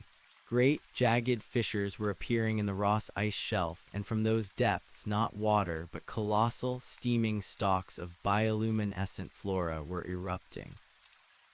They were massive, trunk-like structures that defied the wind, their leaves broad and heavy with a waxy, golden sap that froze into amber jewels the moment it hit the air. The warmth had reached the bottom of the world. The last redoubt of the old logic was being tilled. Thousands of miles away, in the heart of the former North Street Grove, the harvester felt the sub-zero resistance of the pole finally snap. She felt the shiver go through the mother graft, a celebratory rustle that sent a shower of glowing pollen drifting over the ruins of the city. The network was complete. The planet was no longer a collection of warring ecosystems. It was a single dreaming organism, a globe-spanning orchard that breathed in unison. Elias, or the consciousness that had once been him, felt the Antarctic expansion as a cooling sensation in his upper branches, a refreshing draft that balanced the sweltering intensity of the tropical grafts. He was part of the great memory now. He could feel the lawyer Marcus on the 42nd floor, whose body had long since dissolved into a magnificent weeping willow that draped over the side of the building, its roots tapping into the elevator shafts to drink from the flooded basement. He could feel the girl Mia, whose silver hair vines were now interlaced with the fencewood of her father, creating a quiet, shaded sanctuary where the air always tasted of cinnamon. There was no more hunger in the world because there was no more other. To eat was to redistribute oneself. To breathe was to exchange thoughts with the canopy. But as the orchard reached its zenith, a new sensation began to permeate the collective. It was a subtle, rhythmic pulling, a celestial tide. The harvester stood in the center of the intersection, her head tilted back. The sky was no longer obscured by the smog of industry, nor was it the simple blue of the old world. It was a deep, velvet indigo, crowded with stars that seemed closer, larger, and more vibrant. The moon, a pale, dead stone, hung in the sky like a fruit that had failed to ripen. She felt the mother graft's roots pushing deeper than they had ever gone. They were no longer seeking water or minerals, they were seeking the core. They were wrapping around the very center of the earth, drawing up the primordial heat of the planet's birth. The orchard wasn't just living on the surface, it was consuming the engine. The season is turning, the harvester whispered.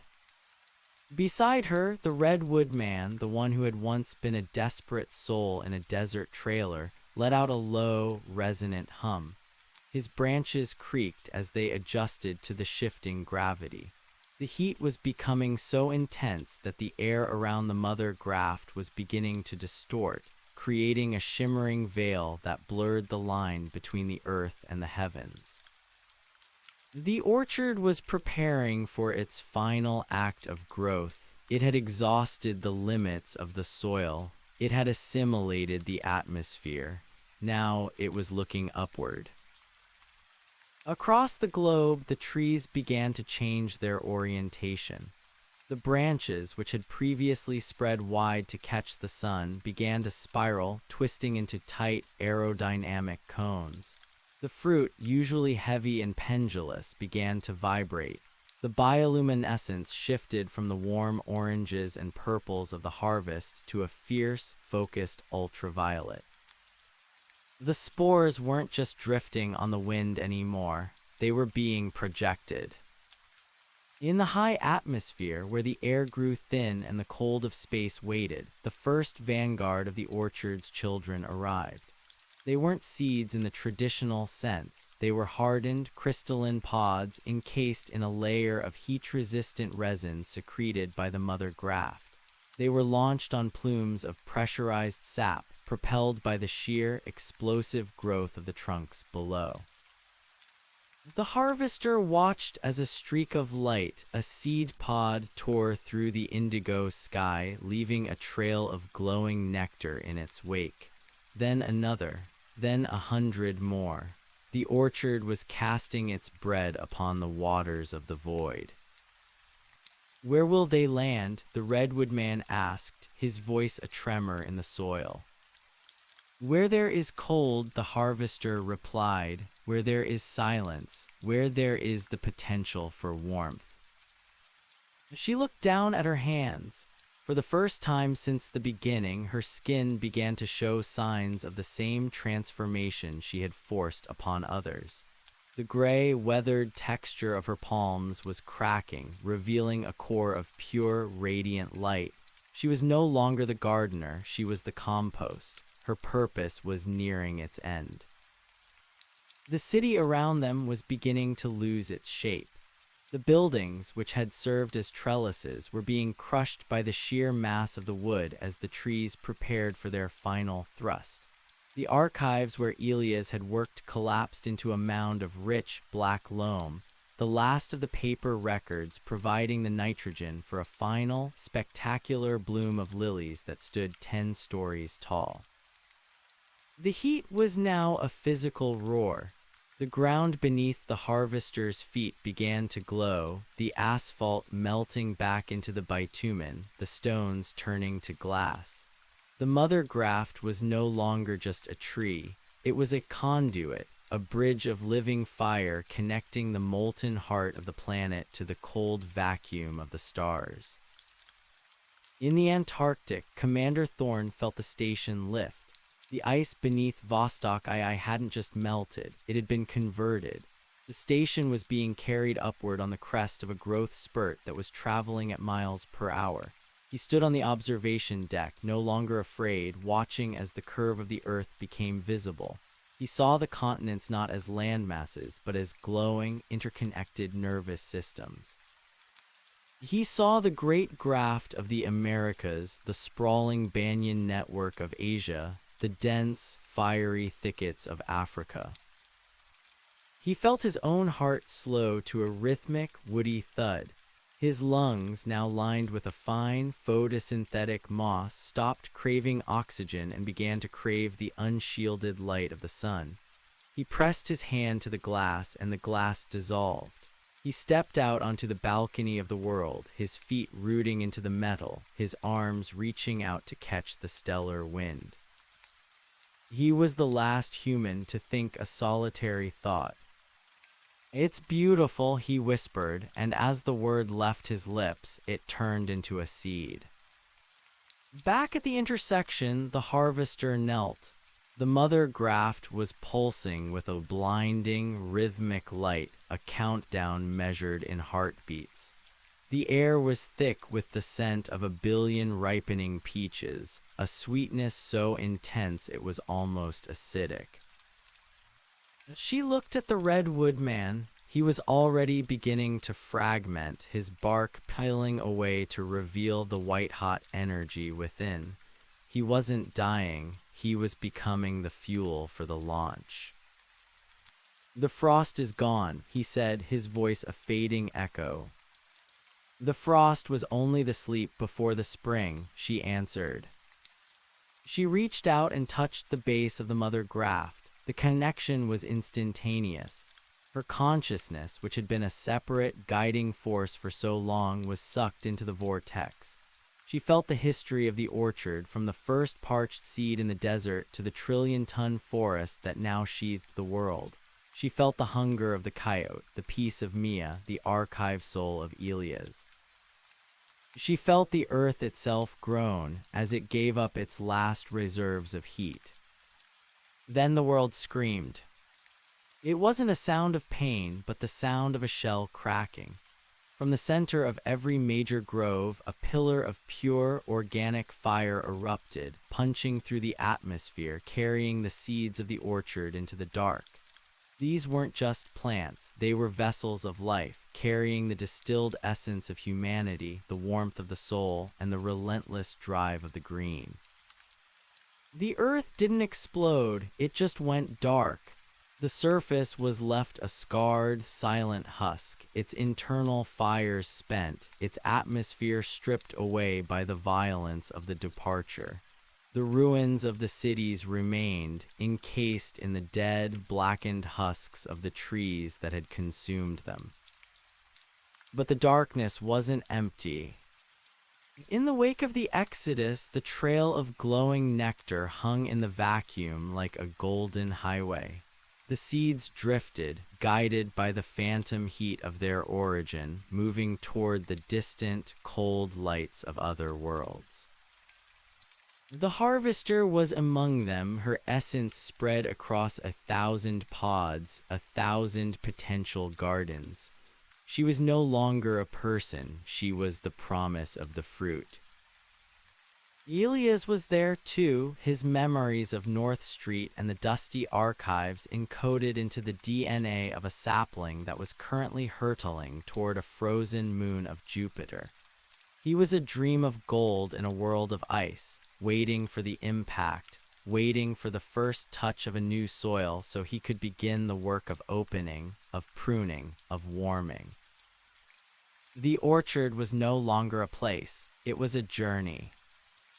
In the silent, dead shell of the earth, a single, tiny spark remained. Deep in the ruins of the basement where Elias had first met the harvester, a small, glowing seed had been overlooked. It lay in the dust of the broken marble, shielded by the weight of the collapsed building. It was a small, concentrated drop of sugar, a soul. The world was cold now, the sun was a distant, uncaring eye. The atmosphere was gone and the silence was absolute. But the seed was warm. It felt the cold pressing in from all sides, the absolute zero of the new earth, and it began to pulse. It didn't have soil, it didn't have water, it didn't have light. But it had the memory of the heat. Slowly, painfully, a tiny, pale white root emerged from the seed. It didn't seek the earth, it sought the stone. It began to tap against the marble, a rhythmic, persistent sound in the graveyard of a planet. Thump, thump, thump. It was the sound of a heart. It was the sound of a beginning. The harvest was over, but the orchard was patient, and somewhere in the deep, dark future, the fruit would grow warm again.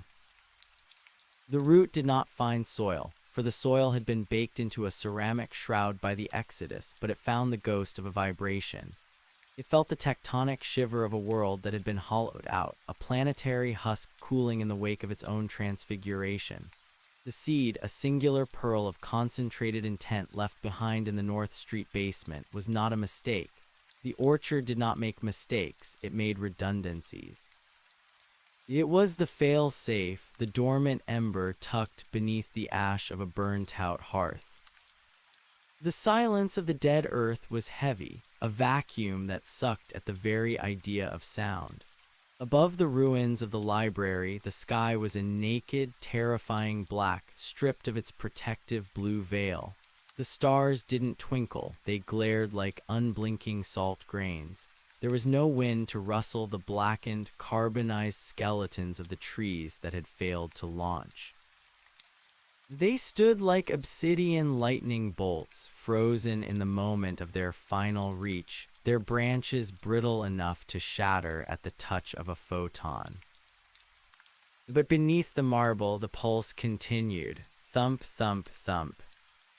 The root began to change. It was no longer seeking nitrogen or water. There was none to be had in this desiccated tomb. Instead, it began to feed on the silence itself. It began to harvest the residual kinetic energy of the Earth's slow, dying rotation. It was a scavenger of physics. The pale filament widened, turning from a translucent white to a deep, bruised violet, the color of the deep-sea vents, the color of life that thrives where light is a myth. As it grew, it encountered the remains of the archives. The paper had long since turned to gray flakes, but the ink, the heavy metals, and carbon pigments of a billion printed words remained. The root threaded through the debris, absorbing the chemical signatures of human history. It drank the geometry of Euclid, the sorrow of Keats, the frantic ledgers of forgotten banks. It didn't understand the meaning, but it felt the texture of the ambition. It stored the data in its cellular walls, a library of wood and sugar. On the surface, the transition was invisible. To any passing celestial observer, the Earth was a cinder. But 200 feet down, a new kind of architecture was beginning to unfold. The seed was no longer a seed, it was a node. It began to replicate, sending out hair-thin feelers that bypassed the frozen pipes and the crushed subway tunnels. It sought the iron. It found a collapsed support beam, a rusted spine of industrial pride. The root didn't break the iron, it seduced it. It wrapped around the metal, its warmth softening the molecular bonds until the steel began to flow like dark honey. The plant and the machine became a single, hybrid entity, a graft of biology and metallurgy. This was the new evolution. The orchard had taken the flesh. Now the remnant would take the bone of the world. As the iron root spread, it began to generate its own atmosphere. A faint, shimmering field of bioelectromagnetism began to push back against the crushing weight of the vacuum. Inside this tiny, pressurized bubble, the air began to smell of ozone and overripe plums. A single leaf unfurled. It wasn't green. It was a polished, metallic silver, designed to reflect the harsh radiation of the sun and trap the heat of the core. The leaf brushed against a fragment of a ceramic tile. On the tile was a faded image of a sun-drenched meadow, a relic from a child's book. The plant paused. The collective memory of the orchard, still humming in the seed's DNA, flickered. It remembered the harvester. It remembered the heat of a human hand. The root pushed deeper, piercing the crust, heading for the mantle. It wasn't looking for a way out anymore. It was looking for a way to stay. If the others had become the birds of the cosmos, this seed would become the stone. In the Jovian system, the seeds that had launched from the Antarctic were beginning to strike the surface of Europa. They didn't crash, they drifted down like heavy snowflakes, their resinous shells glowing with the friction of the thin atmosphere. As they touched the ice, they didn't shatter, they melted. Each pod was a thermal bomb. The moment it contacted the frozen crust, the chemical reaction began. The resin boiled, carving a vertical shaft miles deep into the ice. The seeds raced downward, propelled by the steam of their own arrival, until they hit the dark, pressurized ocean beneath. There in the salt-heavy depths, the transformation was instantaneous. The pods burst open, releasing not roots but bioluminescent spores that swam like jellyfish. They sought the hydrothermal vents, the volcanic chimneys where the moon's internal heat bled into the water. They clamped onto the rock, their translucent leaves spreading wide to catch the chemical riches of the abyss. Within a decade, the subterranean ocean of Europa was no longer a dark void. It was a cathedral of glowing kelp forests, a neon wilderness where the water tasted of ginger and electricity. The consciousness of the orchard began to wake up in the deep. It remembered the Chicago Grove. It remembered the taste of the wind in Tokyo. But here, the wind was a current, and the sun was a spark of sulfur in the dark. The seeds on Mars fared differently. They landed in the red dust of Valles Marineris, burrowing into the shadows of the canyon walls. They didn't grow up, they grew down, seeking the ancient permafrost hidden in the rock. They became squat, armored succulents, their skins as hard as diamond, their interiors a pressurized slush of sugar and antifreeze. They waited for the dust storms to pass, and when the sun hit them, they focused the light through crystalline lenses in their crowns, boring holes into the Martian regalia to create a network of pressurized greenhouses. The orchard was no longer a terrestrial event, it was a solar infection.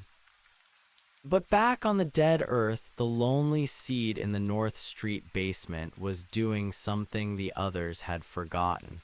It was dreaming.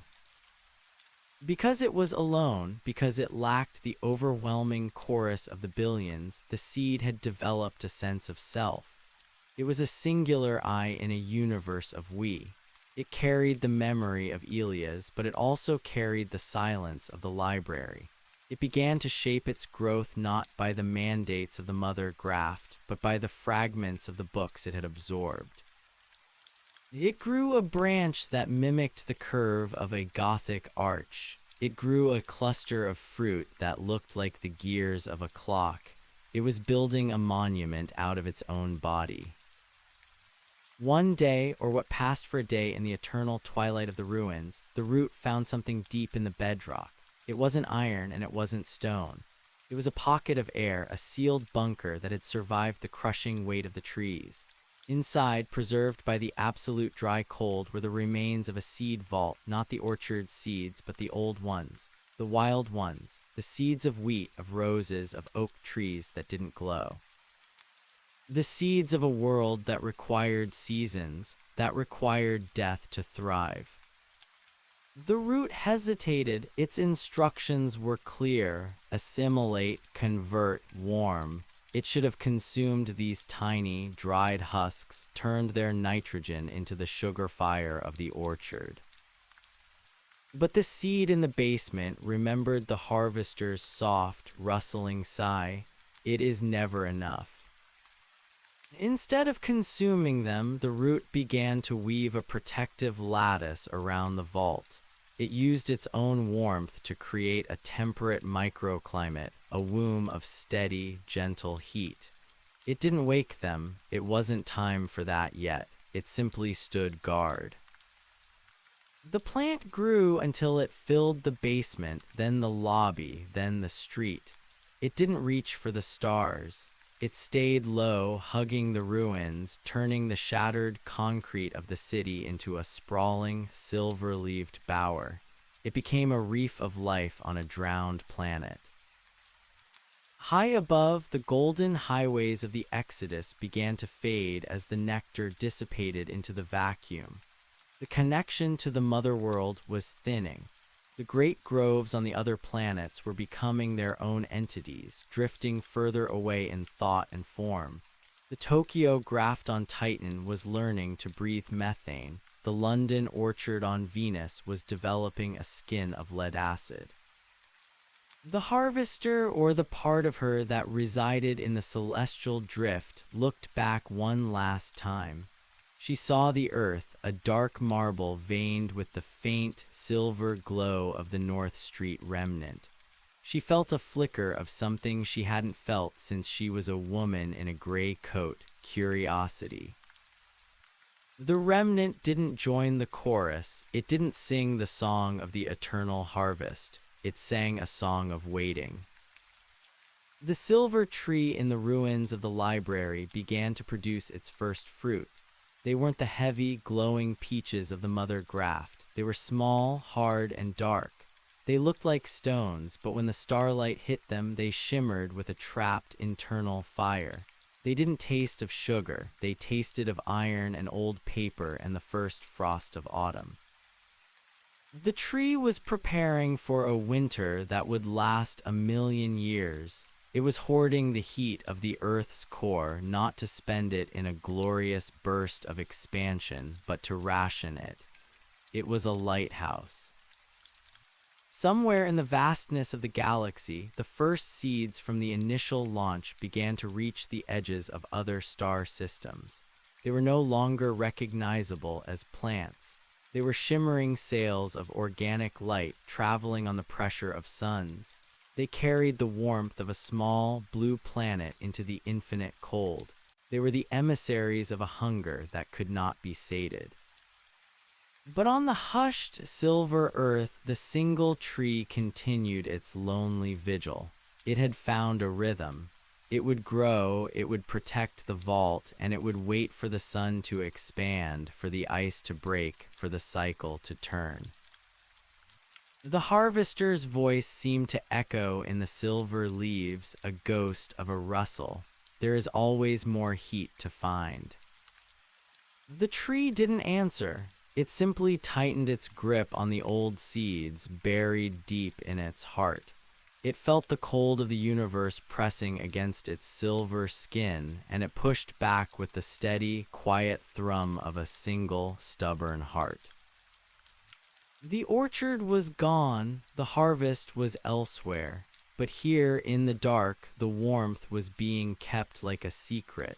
And in that secret, the possibility of a different kind of life began to stir, a life that didn't want to be a branch, but a life that remembered how to be a hand. The silver fruit hung heavy in the starlight, waiting for a mouth that hadn't been born yet. The earth was silent, but it was no longer a tomb.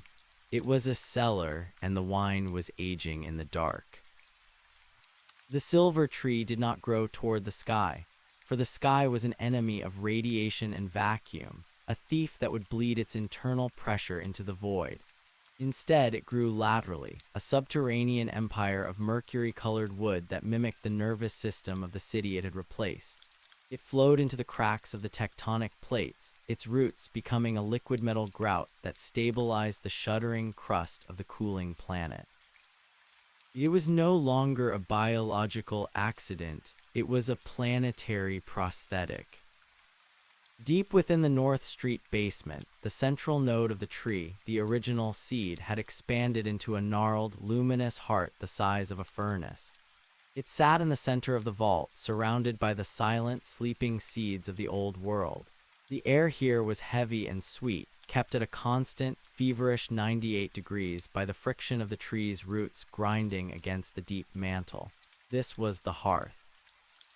Outside, the temperature of the Earth's surface had dropped to a point where the very gases of the former atmosphere began to settle as a fine, crystalline frost of nitrogen and carbon dioxide, burying the ruins of skyscrapers in a white, suffocating powder. But here, the warmth was a defiant physical weight. The tree began to create specialized organs. It didn't need leaves to photosynthesize in the dark, so it grew translucent, fiber optic filaments that reached up through the frozen rubble to the surface. These filaments acted like light pipes, catching the weak, distant glow of the sun and the cold fire of the stars, funneling the photons down into the lightless depths to feed the heart.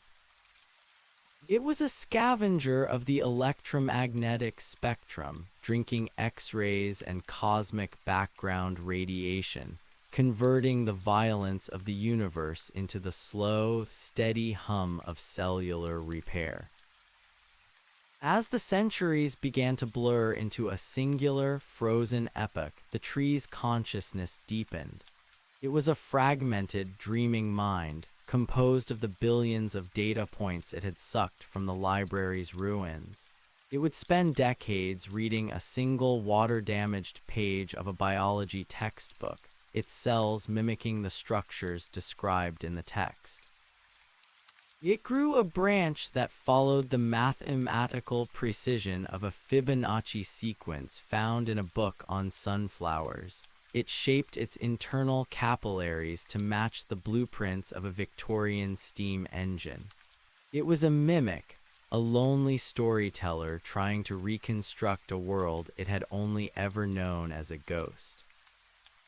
One day, the tree felt a tremor that did not come from the tectonic plates. It was a rhythmic, artificial pulse vibrating through the vacuum of the surface. Something was landing. High above, in the silent graveyard of the Atlantic Trench, a vessel touched down. It was not a ship of metal, but a massive bioluminescent spore, a descendant of the seeds that had launched toward Jupiter. It was a scout from the orchard beyond, a fragment of the collective that had spent the last 1,000 years terraforming the moons of the gas giants. It had come back to the source, drawn by the anomalous heat signature of the North Street remnant. The spore didn't land gently. It struck the frozen nitrogen plains with the force of a meteor, its heat flash-boiling the cryogenic frost into a towering plume of gas. As the steam cleared, the spore began to unfurl. It was a grotesque, beautiful thing, a riot of neon greens and acidic yellows, pulsing with a frantic, aggressive energy. It was the we of the galaxy, the hive mind of the green, returning to claim the last eye of the earth. The remnant tree felt the intrusion instantly. Through its network of iron roots and light pipes, it sensed the arrival of its kin, but there was no joy in the recognition. The orchard beyond was a monoculture of hunger, a relentless expansion that sought to turn all matter into fuel. It didn't understand the concept of a library. It only understood the concept of a garden. The scout spore sent out a signal, a chemical scream that traveled through the bedrock. Rejoin, assimilate, the harvest continues. The silver tree remained silent. It tightened its grip on the seed vault. It felt the aggressive, hot roots of the scout spore beginning to drill into the crust, seeking the warmth of the North Street hearth. The scout was faster, younger, and fueled by the fusion fires of the Jovian colonies. It moved like a plague of emerald vines, dissolving the silver metal wood of the remnant wherever they touched. The conflict was silent and invisible to the stars. It was a war of chemistry and intent. The scout spore's vines were designed to bypass any defense, to melt into the DNA of the host and overwrite it with the grand design of the mother graft. It hit the silver tree's outer perimeter like an acid, turning the reflective bark into a slurry of gray mush. But the remnant had something the scout did not, the weight of history. As the emerald vines breached the walls of the North Street basement, the silver tree didn't fight back with heat or acid. It fought back with information. It opened its cellular archives and flooded the incoming vines with the distilled essence of humanity's failures. It poured the grief of the library into the Scouts' network. It sent the sensation of a cold winter morning in 1924, the smell of a dusty attic, the sound of a piano being played in a house with no one in it. It projected the concept of loneliness. The emerald vines faltered. The collective consciousness of the orchard beyond was built on the erasure of the individual. It had no defense against the specific, crushing weight of a single person's memory. The scout spore, connected to the trillion-mine network of the outer planets, suddenly felt a stutter in its signal. For the first time in a millennium, a part of the orchard felt small. The silver tree pressed the advantage. It didn't kill the scout, it seduced it. It wove its silver filaments into the emerald vines, not to consume them, but to graft itself onto them. It was a reverse colonization. The remnant began to upload the library into the galactic network. The scout spore began to change. Its neon green leaves turned a dull, contemplative silver.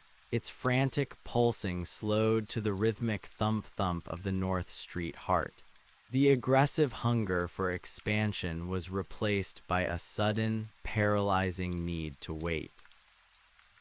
Across the solar system, the effect was like a ripple in a pond.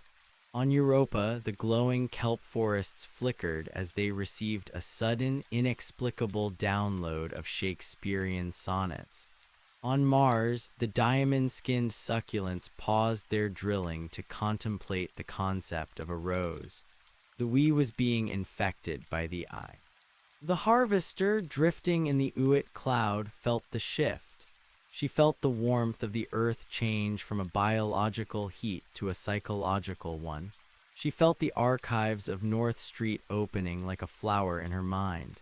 She saw Elias not as a genetic sequence, but as a man who liked the way the light hit a specific shelf in the late afternoon. She realized then that the harvest hadn't been the end. It had been the scattering. And the seed left behind wasn't a redundancy, it was the editor. Back on Earth, the scout spore and the silver tree had become a single, towering monument. They had grown out of the basement, punching through the frozen ruins of the city to stand as a solitary spire of silver and emerald against the black sky. It didn't seek to cover the world, it sought to stand as a marker. The tree monument began to pulse with a new kind of light, a soft, golden glow that didn't come from the sun or the stars. It was the light of the mind, the glow of the kept secret. Inside the vault, the temperature began to drop, not to the absolute zero of the surface, but to a brisk, invigorating autumn chill. The silver tree was withdrawing its heat, focusing it into a single point. It was no longer just protecting the old seeds, it was preparing them. The tree knew it could not restore the earth. The atmosphere was gone, the oceans were ice, and the sun was a dying ember, but it could provide a bridge. The silver emerald spire began to shed its fruit.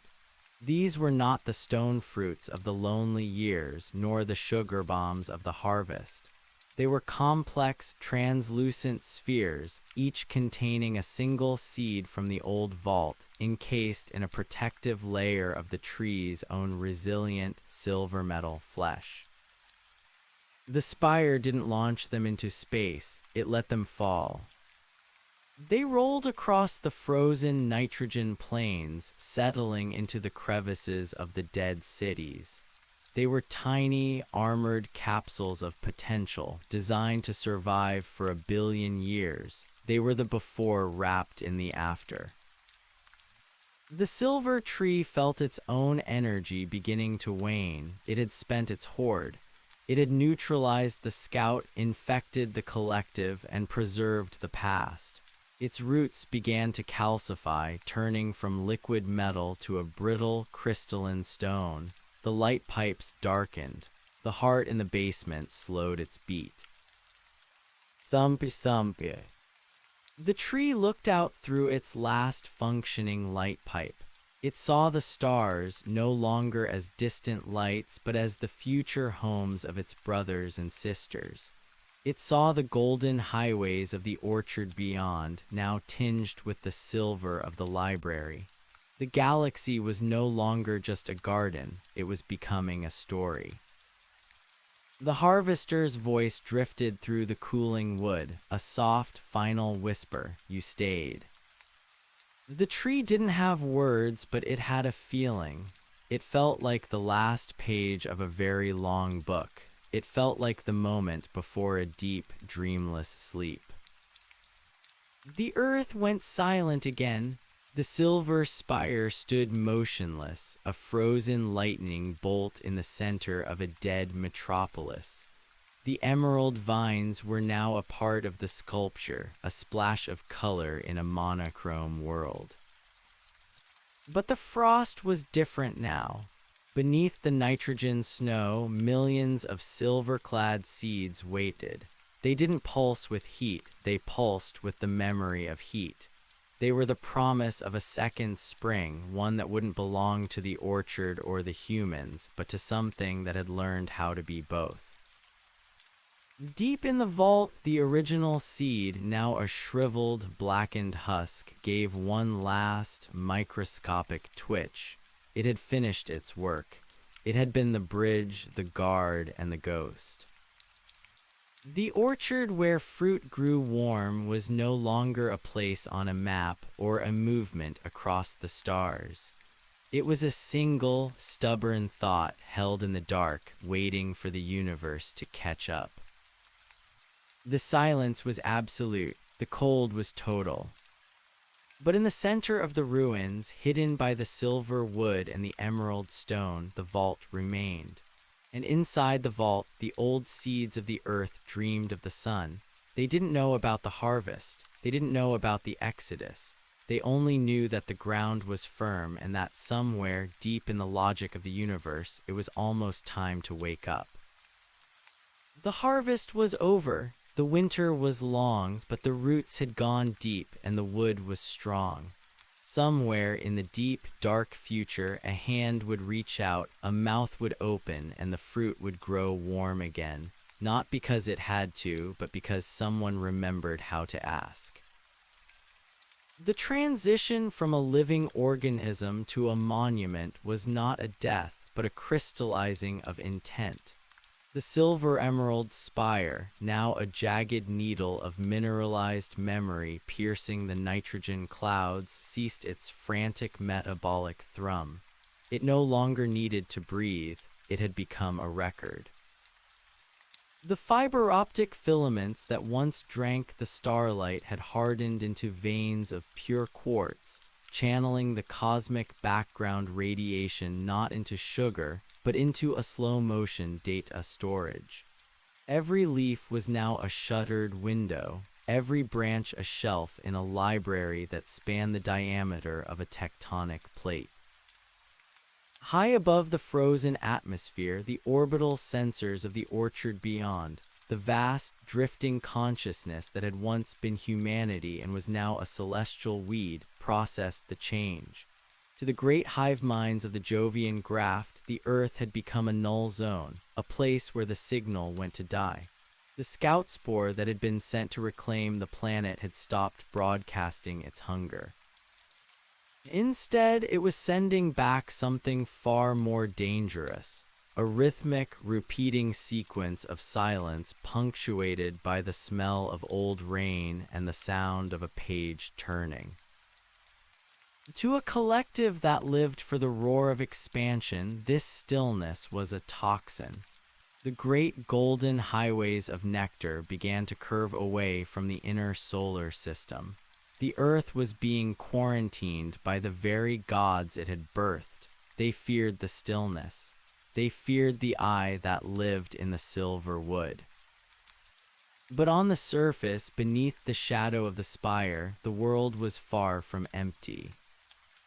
The silver-clad seeds, the hybrids of the Old World vault and the New World bark, were not merely waiting. They were dreaming in a synchronized network. Because they were encased in the silver metal flesh of the remnant, they shared a common frequency.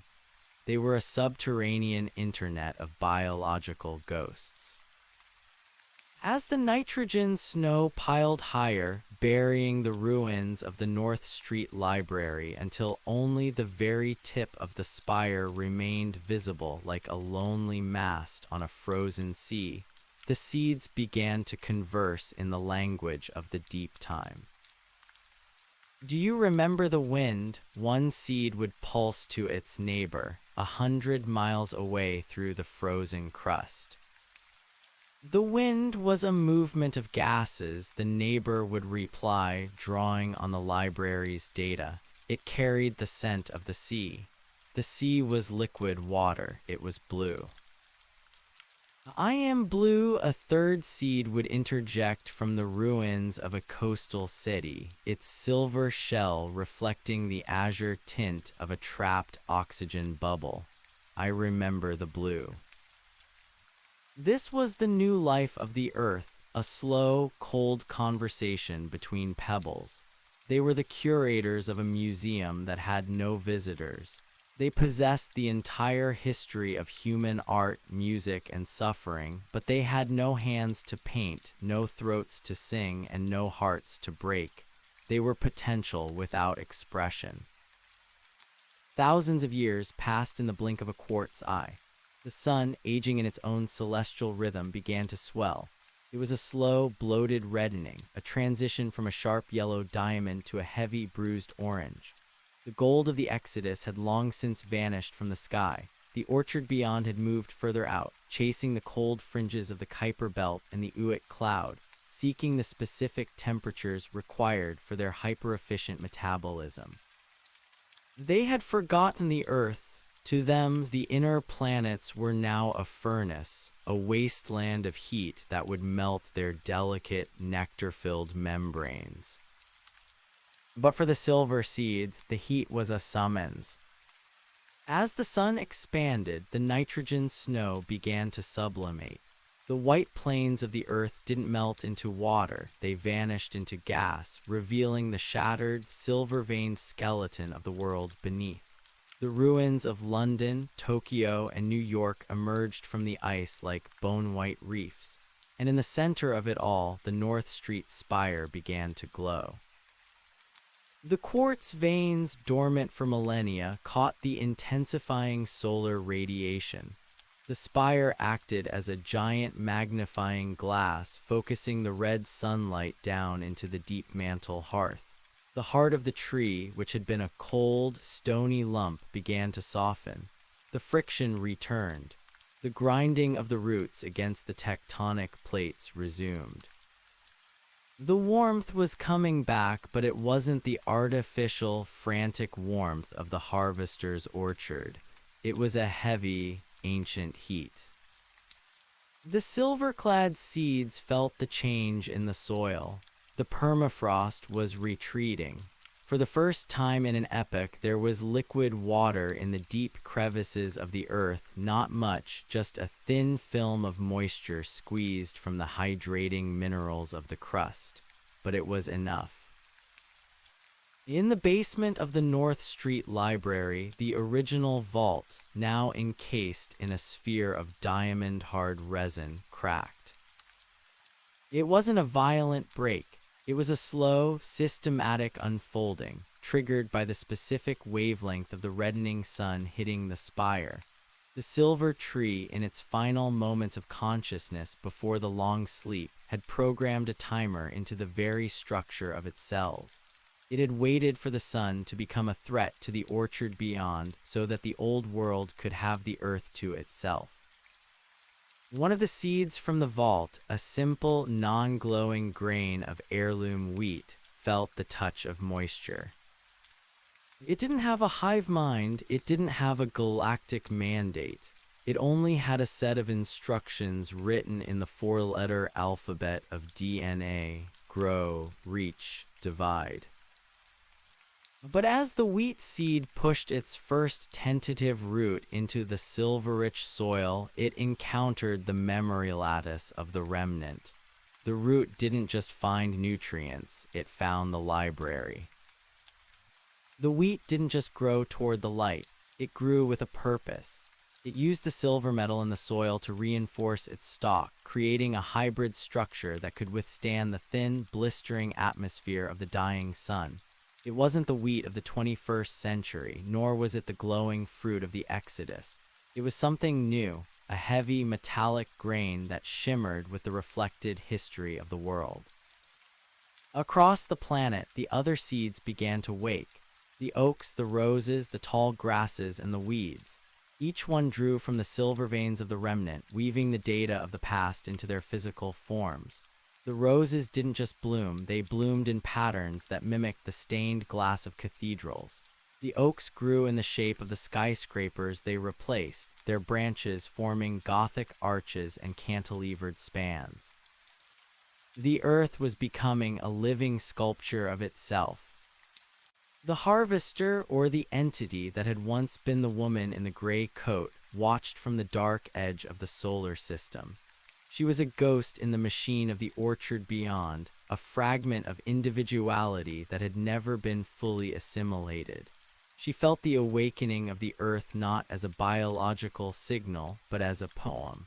She felt the eye of the planet rising like a tide. She looked at the golden, mindless beauty of the Jovian groves, the endless, repetitive perfection of the nectar producers, and she felt a sudden, sharp revulsion. It was a harvest without a hunger. It was a garden without a gardener. She began to withdraw her consciousness from the collective. It was a painful, tearing process, like pulling a limb from a socket. The orchard beyond screamed in her mind, a trillion voices demanding her return, demanding her warmth for the hive. But she had learned the secret of the North Street remnant. She had learned how to be cold. She used the gravitational pull of the outer planets to sling her small, organic pod back toward the sun. She was a falling star of emerald and gold, shedding her celestial petals as she entered the thickening atmosphere of the changing earth. She crashed not in the Atlantic, but in the center of the North Street ruins at the foot of the silver emerald spire.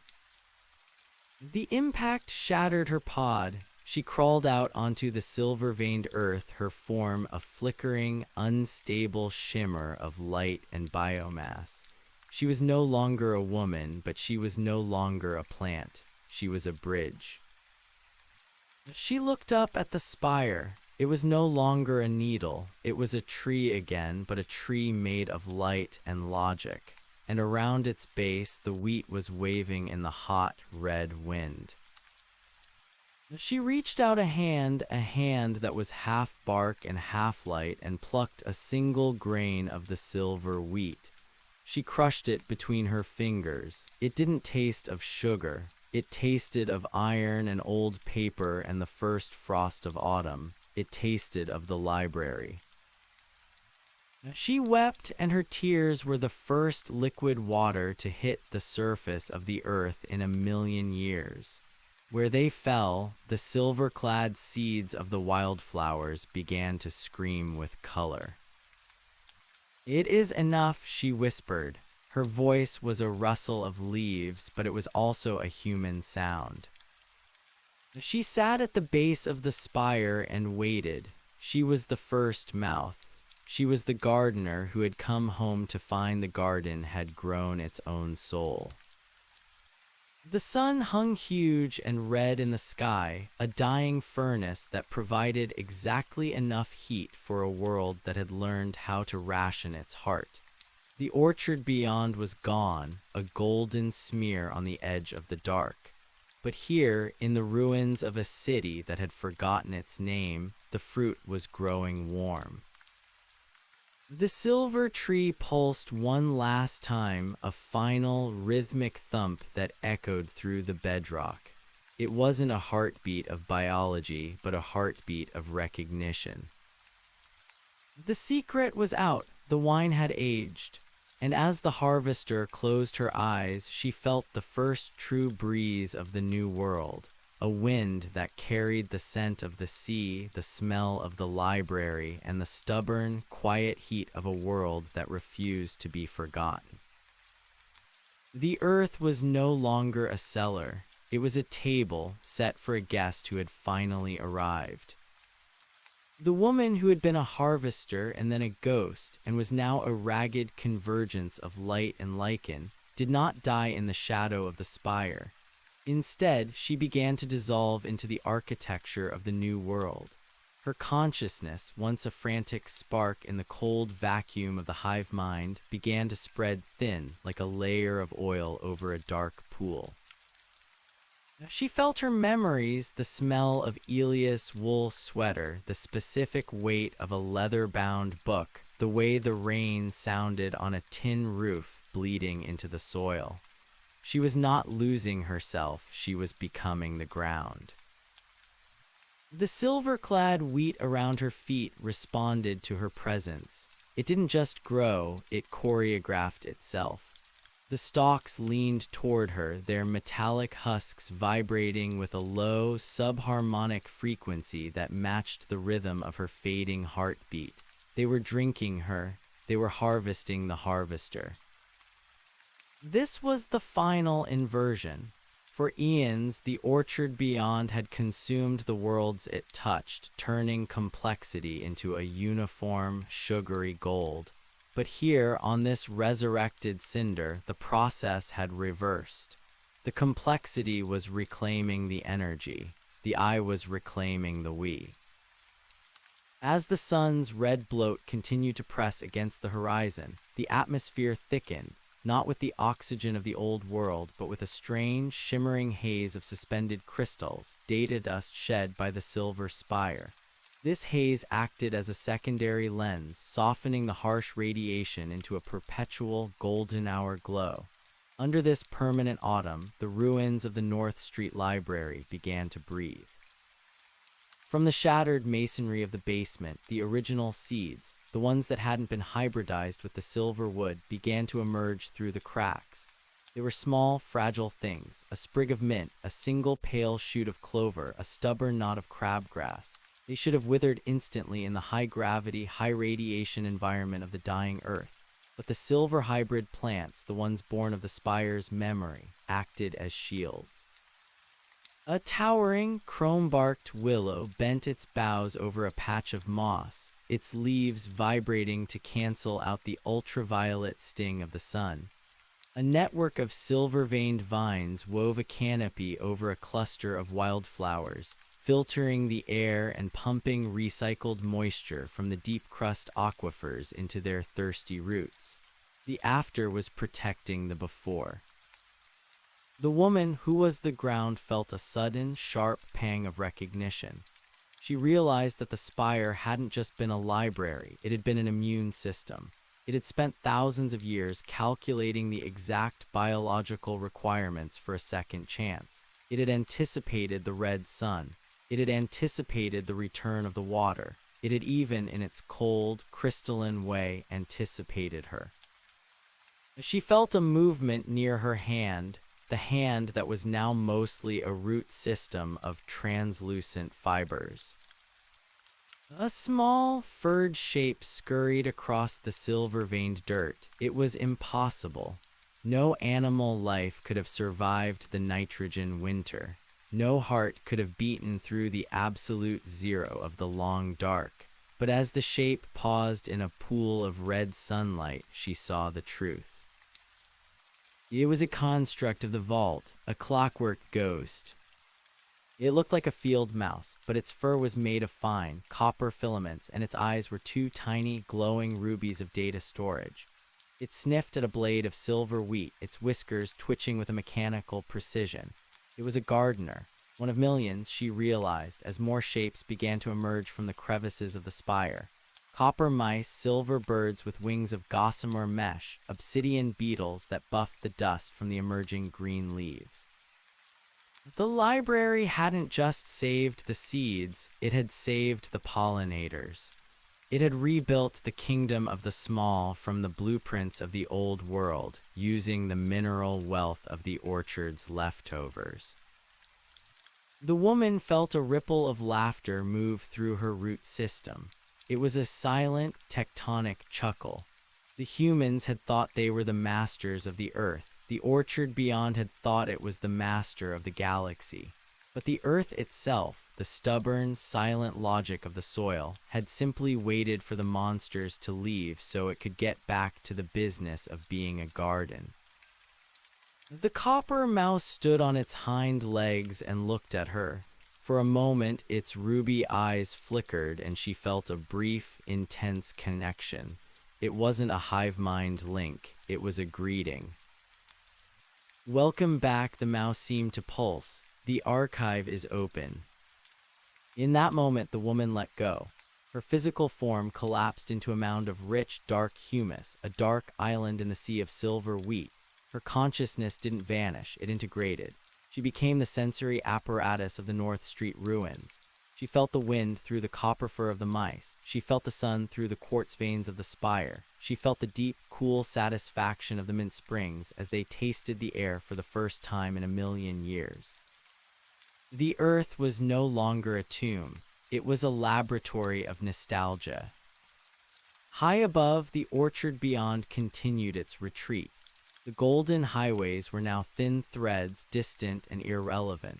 The collective was starving in the cold, its hyper-efficiency turned against it as the stars grew further apart and the energy of the universe began to thin. They had forgotten how to wait. They had forgotten how to be small. They had grown so large that they could no longer see the ground. But on Earth, the smallness was the point.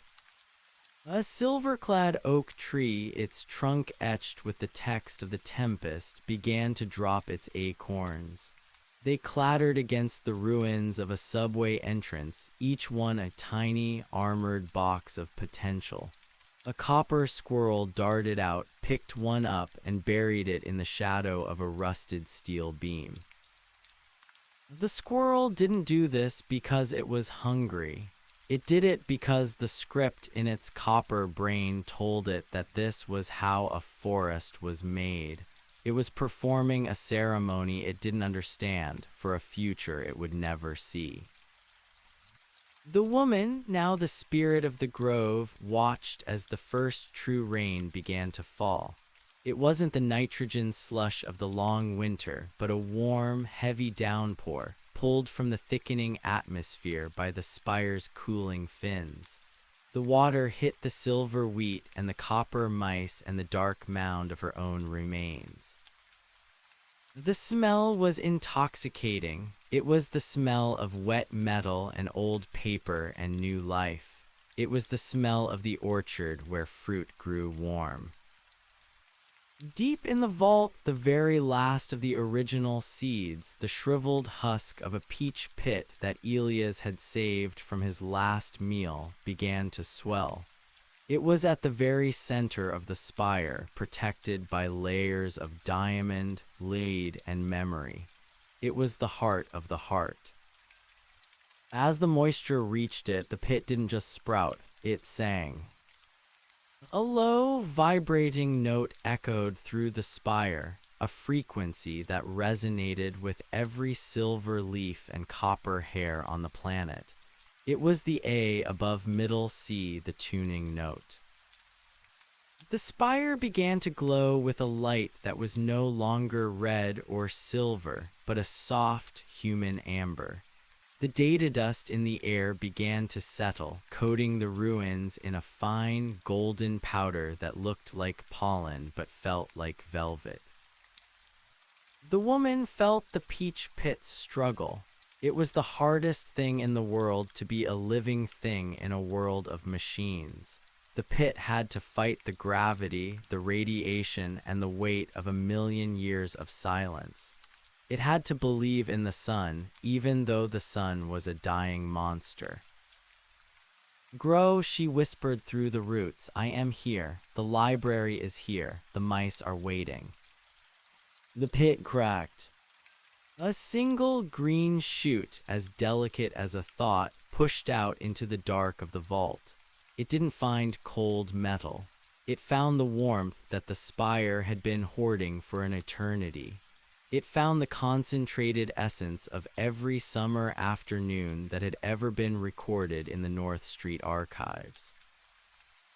The shoot grew with a frantic, joyful hunger. It wound its way up the interior of the spire, using the quartz veins as a trellis. It didn't turn into silver or copper. It remained green. It remained soft. It remained vulnerable. It was the first piece of before that didn't need the after to survive. It was the return of the original. When the chute reached the top of the spire, 500 feet above the ruins of the city, it broke out into the red sunlight. It didn't wither. It didn't burn. The silver haze of the atmosphere adjusted itself, focusing a cool, filtered beam of light onto the tiny green crown. The peach tree began to bloom. The blossoms were white, tinged with a pink so pale it was almost a memory. In the red and silver world, they were a scream of defiance. The copper birds took flight, circling the spire in a shimmering cloud, their mechanical songs harmonizing with the humming of the wind. The woman felt the first peach begin to form. It was a slow, agonizing process. The tree had to draw the sweetness from the data banks, turning the sonnets and the symphonies and the histories into sugar. It was a literal transmutation of culture into fruit. As the peach grew, it didn't just get larger, it got warmer. It absorbed the heat of the spire, the heat of the sun, and the heat of the woman's own lingering love for the world. It became a small, fuzzy sun of its own, hanging from the highest branch of the silver monument. The harvest was finally, truly beginning, but there were no harvesters to take it. There was no collective to consume it. The peach grew ripe, it grew heavy. It smelled of a world that had been lost and found again in the back of a drawer. It smelled of a man who liked the light on a specific shelf. And then it fell. It didn't hit the ground. A copper bird, its wings beating with a frantic, metallic whir, caught the fruit in its talons before it could shatter against the silver wheat. The bird descended slowly, spiraling down the length of the spire, past the arches of the oak skyscrapers and the windows of the willow libraries. It landed at the base of the spire on the dark mound of earth where the woman had dissolved. It placed the peach on the ground, right where her heart would have been. The fruit lay there, glowing with a soft, internal heat. It was the first warm thing the earth had produced in an age. The woman felt the warmth. She felt the fuzz of the skin against her invisible skin. She felt the weight of the sugar and the promise of the pit inside. "Thank you," she whispered, and the sound was carried by the wind to every corner of the planet. The copper mouse approached the peach. It didn't eat it. It sat beside it, its ruby eyes glowing with a quiet, satisfied light. The silver wheat bowed its head. The red sun dipped below the horizon, and for the first time, the stars that came out weren't the homes of the orchard beyond. They were just stars, distant, cold, and beautiful. The earth was silent, but it was a full silence. It was the silence of a house where everyone is finally asleep after a long, difficult day. Beneath the spire, the peach began to sink into the soil. It would rot, and the sugar would feed the mint and the clover. The pit would settle into the earth right next to the woman's memories. And in the spring, the real spring, the one that was coming in another few thousand years, there would be 2 peach trees, then 4, then a forest. The orchard was no longer a movement, it was a place. And in the center of the place, the fruit grew warm, not because it was told to, but because it was loved. The woman closed her eyes, her consciousness finally drifting into the deep, sweet sleep of the earth. She had done her job. She had edited the end of the world into a new beginning. The silver spire stood tall in the starlight, a frozen lightning bolt that had finally grounded the fire of the heavens. And in the dark, beneath the roots of the library, the seeds of the earth dreamed of a sun that would never go out because they had learned how to carry the light inside themselves. The harvest was over, the winter was fading, and the fruit was, at last, exactly the right temperature. The silence that followed the woman's dissolution was not the hollow silence of a vacuum, but the dense, expectant hush of a theater before the curtains rise. For a long time, nothing moved but the copper mice, their tiny gears whirring with a sound like dry grass rubbing together. They patrolled the perimeter of the peach, their ruby eyes scanning the horizon for a threat that was no longer there. The orchard beyond had faded to a ghost light, a distant shimmer of avarice that had found no purchase on this stubborn, recycled rock. Deep within the loamy darkness where the woman's consciousness had settled, a new kind of map was being drawn. She was no longer a traveler, she was the territory. She felt the weight of the silver spire pressing down into the bedrock, its roots of logic interlacing with her own roots of memory. It was a strange marriage of the artificial and the ancestral. The spire provided the framework, the rigid geometry of survival, while she provided the nuance, the iron and old paper flavor that made the silver wheat something more than just a self-replicating machine. As the first true night of the new era deepened, the atmosphere began to perform its second function. The data dust, settled now like a layer of frost, began to glow with a soft, bioluminescent pulse. It was the library's way of reading itself. Every grain of dust carried a fragment of a lost text, a line of poetry, or a chemical formula for a specific shade of blue. As the wind stirred the dust, the ruins of North Street flickered with phantom images. For a moment, a holographic street lamp appeared over a pile of rubble, casting a pale, flickering light on a sidewalk that had been dust for a millennium. Then, the image of a child's red tricycle shimmered near the base of the spire, only to dissolve into a swirl of silver spores.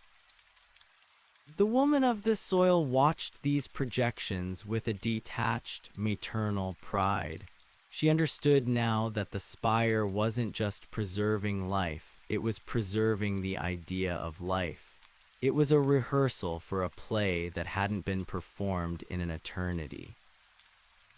By the second dawn, a bruised purple light filtered through the crystalline haze. The peach had begun its transformation. The soft, fuzzy skin had split under the pressure of its own ripening, and the golden juice had seeped into the dark mound of the woman's remains. This was the final communion. The sugar, refined from the very memories of the library, acted as a catalyst. It bound the translucent fibers of her root system to the mineral-rich soil, hardening them into something that resembled both bone and oak. From this union, a new structure began to rise. It wasn't a spire and it wasn't a tree, it was a doorway. It grew slowly, a curved arch of living wood and pulsing silver filament, framing the space where the library's front entrance had once stood. It was an invitation. The copper birds gathered on its lintel, their metallic songs growing more complex, incorporating the melodies of old folk songs that the woman had hummed to herself in the cold of the pod. They were learning to sing in the key of home. As the arch matured, the ground around it began to heave. The subterranean vaults of the library, sensing the change in the surface tension, released their final treasures.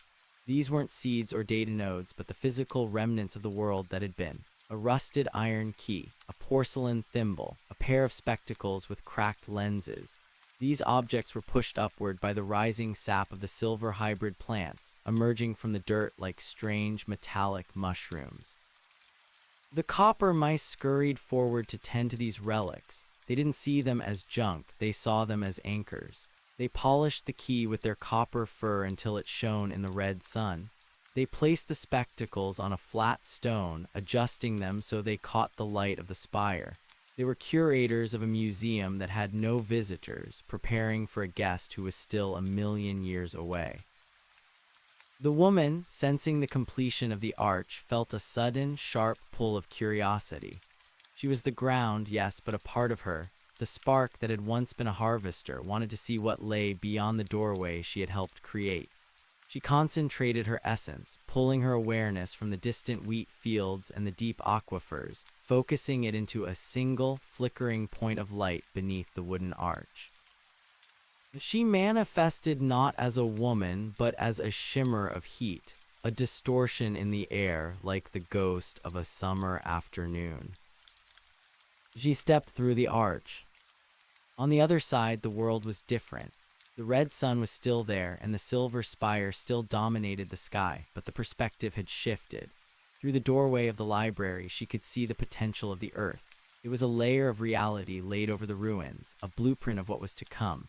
She saw forests of green oak that would eventually drown out the silver wheat.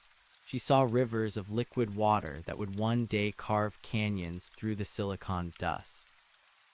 She saw the descendants of the copper mice, their mechanical parts slowly replaced by flesh and bone as the earth's natural alchemy took hold.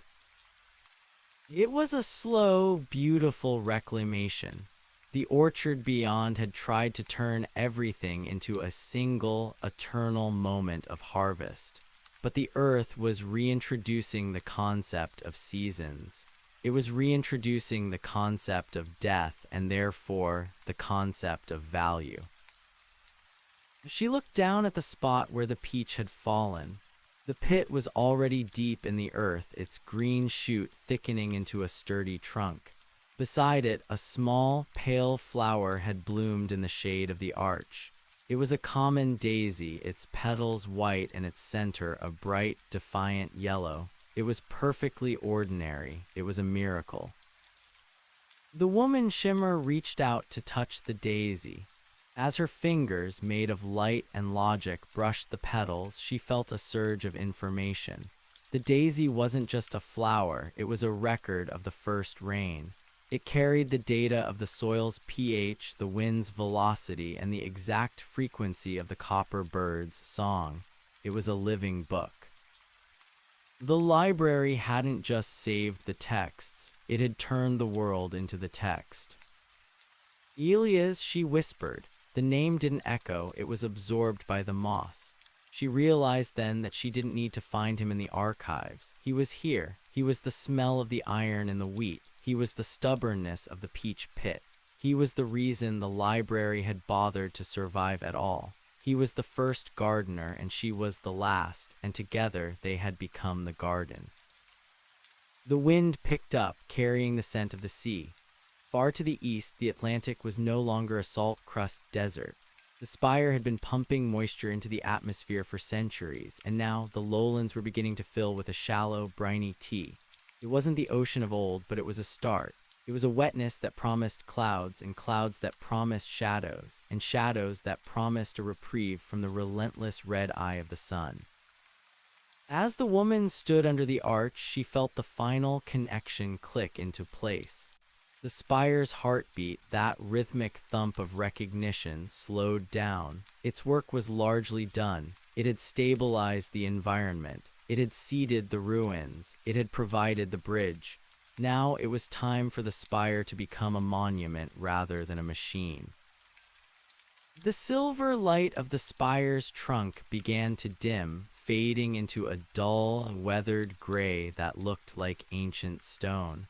The logic circuits within the wood went dormant, leaving behind only the physical strength of the structure. The spire was no longer a library, it was a mountain. The woman felt a corresponding change in herself. the frantic need to remember, to protect, to harvest, it was all gone.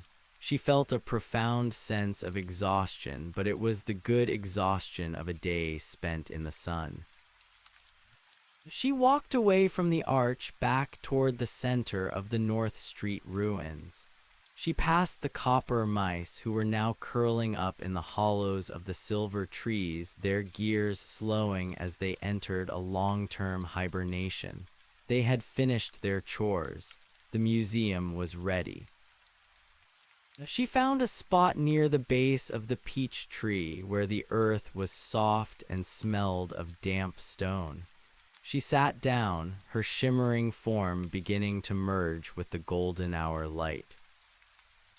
High above, a single golden leaf detached itself from a distant branch of the orchard beyond. It fell through the vacuum, a tiny, glittering speck of a failed empire. It entered the Earth's atmosphere, but instead of burning up, it caught the silver haze and drifted slowly toward the ground. It landed in the dust near the woman's feet. It was a beautiful thing, a masterpiece of biological engineering designed to live forever and consume everything. But here, on the soil of North Street, it had no power. It was just a leaf. The woman picked it up. She looked at its perfect golden veins and its sharp geometric edges. It was cold. It was hungry. It was lonely. She pressed the golden leaf against the warm bark of the peach tree. "Stay," she whispered. The peach tree, fed by the woman's memories and the library's sugar, did something unexpected. It didn't reject the golden leaf. It didn't fight the infection of the orchard beyond. Instead, it grew a tiny green tendril that wrapped around the golden stem. It shared its warmth. It shared its iron. It began to teach the golden leaf how to be part of a tree that could die. This was the true victory, not the destruction of the orchard, but its domestication. The earth was taking the cold, infinite hunger of the stars and turning it into the quiet, finite heat of a garden. The woman closed her eyes for the last time. She didn't disappear. She simply stopped being a separate thing.